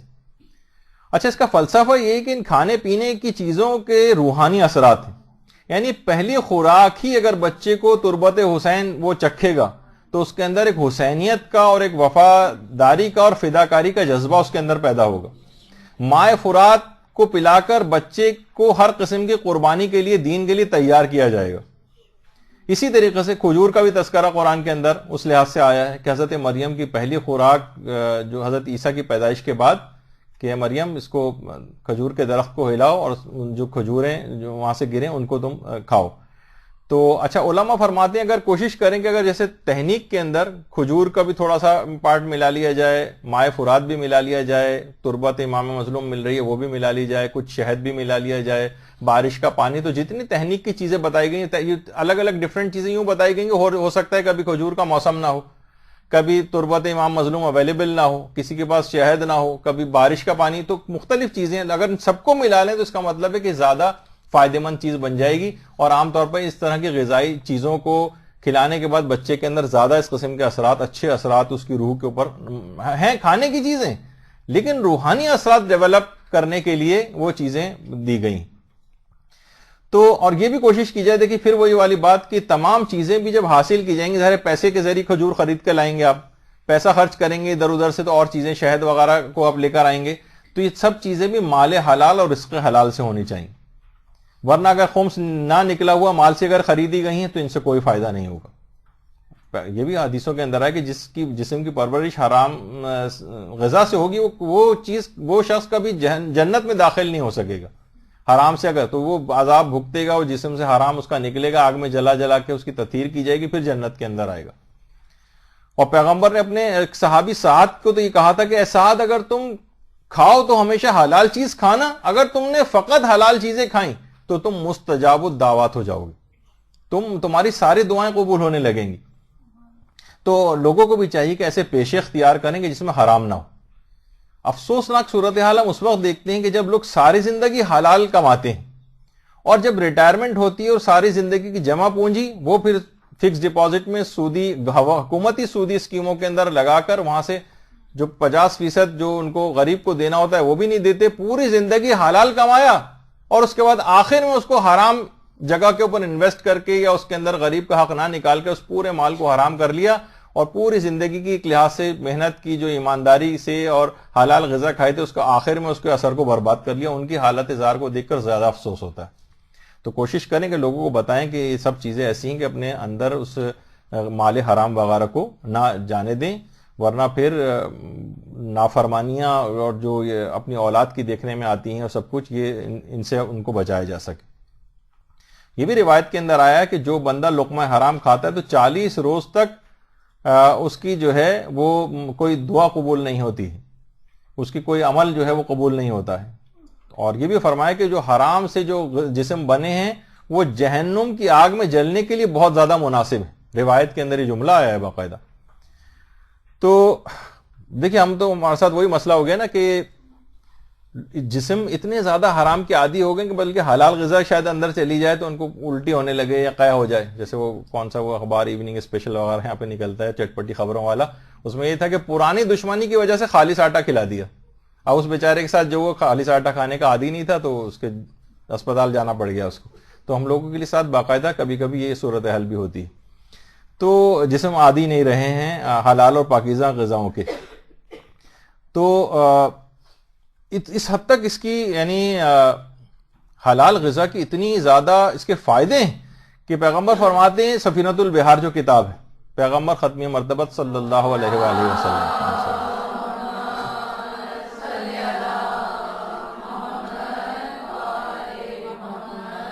کہ جب بھی کوئی شخص حلال غذا کھاتا ہے تو ایک فرشتہ اس کے سر کے کنارے آ کے کھڑا ہو جاتا ہے اور اس کے لیے اس وقت تک استغفار کرتا رہتا ہے جب تک کہ وہ کھانا کھانے سے فارغ نہ ہو جائے. یعنی حلال غذا سے اتنا فائدہ کہ فرشتہ استغفار کے لیے آ کر کھڑا ہو جاتا ہے. یہی وجہ ہے کہ کھانے پینے کی جو چیزیں اس کے اندر جو حرام چیزیں، جیسے مثلا یہ شراب اگر کوئی شخص پیتا ہے معاذ اللہ، یہ بھی مرض بڑھتا جا رہا ہے. لوگ عام طور پر بہت سی خواتین تک اس کی عادی ہیں اور باقاعدہ لکھ کے پوچھتی ہیں کہ اس سے پیچھے چھڑانے کا کوئی ہمیں کوئی دعا طریقہ بتائیں. مردوں کو تو چھوڑیے، اب خواتین بھی اس کی معاذ اللہ عادی ہوتی جا رہی ہیں. ام الخبائث اسی وجہ سے کہا جاتا ہے اس کو کہ کھانے پینے کی چیزیں یہ روحانی، پھر انسان ہر قسم کے جسمانی اور ہر قسم کی روحانی برائی کے اندر بھی مبتلا ہوتا چلا جاتا ہے. روح کو تباہ و برباد شراب کر کے رکھ دیتی ہے. دیکھا جائے تو ایک مشروبی تو ہے نا، اس کے جسم پہ اثر ہونا چاہیے تھا، نہیں، روحانی اثرات. تو بہرحال جو علامہ تقی جعفری جو قرآن کی آیت ہے کہ جو پاک و پاکیزہ زمین ہوتی ہے وہاں سے پاک و پاکیزہ سبزہ ہوا کرتا ہے، اور جو خبیث زمین ہوتی ہے وہاں سے خبیثی ہوگا کرتا ہے. تو یہ دیکھیں کہ جسم کے اندر ہم کیا چیزیں ڈال رہے ہیں، تو اپنے ذرائع آمدنی کا خیال کرنا چاہیے. اور یہ بھی روایات کے اندر آیا ہے کہ حلال رزق کمانا میدان جنگ میں تلوار لے کر مقابلہ کرنے سے زیادہ سخت شمار کیا گیا. ٹھیک ہے کہ آج کل لوگ کہتے ہیں نا کہ بہت مشکل ہے، واقعی مشکل ہو سکتا ہے ہو، کیونکہ ایک سے کرنے جا رہے ہیں ہم کاروباری معاہدہ، یا اپنا پارٹنر ہے وہ اس کا خیال نہیں کر رہا، ہمارے پاس جو پیسے یعنی پیسہ جمع ہے وہ انویسٹ کر رہے ہیں، پتہ چلا اس پہ پہلے سے خمس واجب الادا تھا، پروفٹ کہیں سے آ رہا ہے، اس کے اندر سود اور حرام چیز شامل ہوئی جا رہی ہے. تو یہ تمام چیزیں ایسی ہیں کہ مثلا بہت سارے لوگ جو مختلف جابس وغیرہ کرتے ہیں، عام آفس جابس جو پرائیویٹ جابس کر رہے ہیں، ٹھیک ہے اس کے اندر کوئی حرام کام بھی نہیں، لیکن حرام کس طرح سے شامل ہو جاتا ہے. مثلا ٹائمنگز کا اگر خیال نہ کریں، آپ نے مثلا 8 گھنٹے ٹائمنگز کا شروع میں ایگریمنٹ کیا ہے، معاہدہ کیا ہے آپ کا، اور آپ نہ دیر سے پہنچ رہے ہیں، جلدی اٹھ کر جا رہے ہیں، بیچ میں سے مثلا نماز پڑھنے کا آدھا گھنٹہ آپ کو دیا گیا تو آپ نہ 1-1 گھنٹہ 1.5 گھنٹہ لگا رہے ہیں، تو اتنے آپ سیلری کے مالک نہیں ہوتے جتنی دیر کا آپ نے وہ کام کیا. جیسے عام طور پر عام پرائیویٹ بینکس جو ہیں جو سودی کام کرتے ہیں، سودی اس میں جو جاب جو جتنی دیر وہ سودی کام کرے گا اتنی دیر کی تنخواہ اس کے لیے حلال نہیں ہوگی. تو اس کو اگر کوئی شخص مجبوری کے تحت یہ کام کر بھی رہا ہے بل تو اس کو کوشش کرنی چاہیے کہ کوشش کرے کہ وہ جائز کوئی جاب تلاش کرے. لیکن اگر وہ مجبور بھی ہے تو جب تک جاب نہیں مل رہی تو اتنی دیر جتنی دیر بھی اس نے سودی کام کیا ہے اس کے ٹائم کو کیلکولیٹ کرے، اس کے برابر یا تو اس بینک سے تنخواہ نہ لے وہ، لیکن اگر وہ وہاں سے مل ہی رہی ہے تو لینے کے بعد اتنا مال اس کو حاکم شرع تک پہنچانا پڑے گا جو حرام کام کرنے کی جو اجرت ہے وہ بھی استعمال نہیں کر سکتا. تو کتنے ایسے ذرائع ہیں کہ حرام جسموں کے اندر اس انداز سے چلا جاتا ہے. جب بھی توبہ وغیرہ بھی قبول نہیں ہوتی. ایک شخص توبہ کر رہا تھا حضرت امیر المومنین کے سامنے کہ توبہ توبہ توبہ کی آواز، اللہم صلی علی محمد و علی محمد.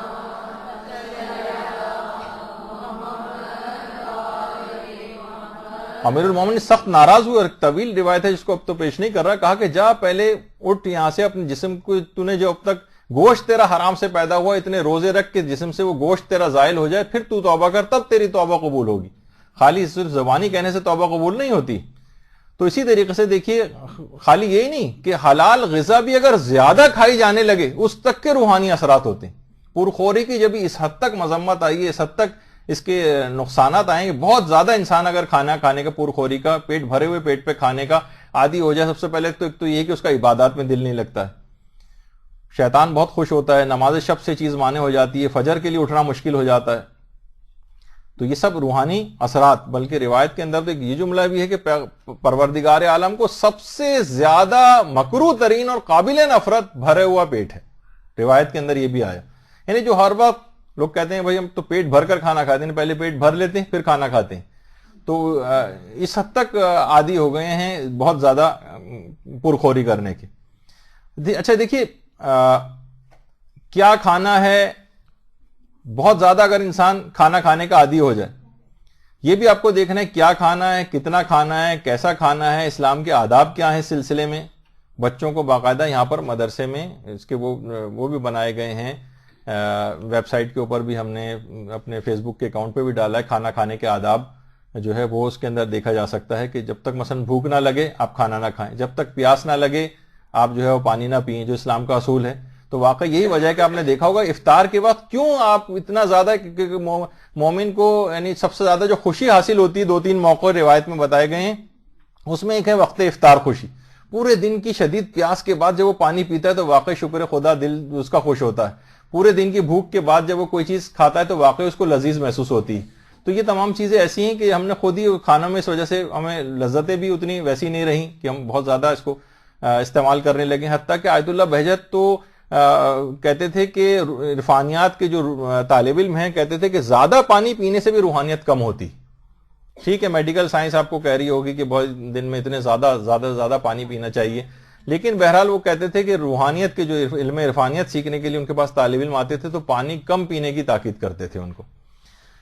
اچھا، پھر وہ آیت اللہ بہجت باقاعدہ افسوس کرتے تھے کہ افسوس ہے کہ ہم لوگوں کے علم کے اندر ایک بے برکتی ہو گئی ہے، پہلے کی طرح کے علمی مقامات کو حاصل نہیں کر پا رہے ہیں لوگ. عمل میں بے برکتی ہو گئی، پہلے کی طرح کے لوگوں کے عمل ایسے نہیں ہیں. عمروں میں بے برکتی ہونے لگی ہے، جلد اموات ہونے لگی ہیں.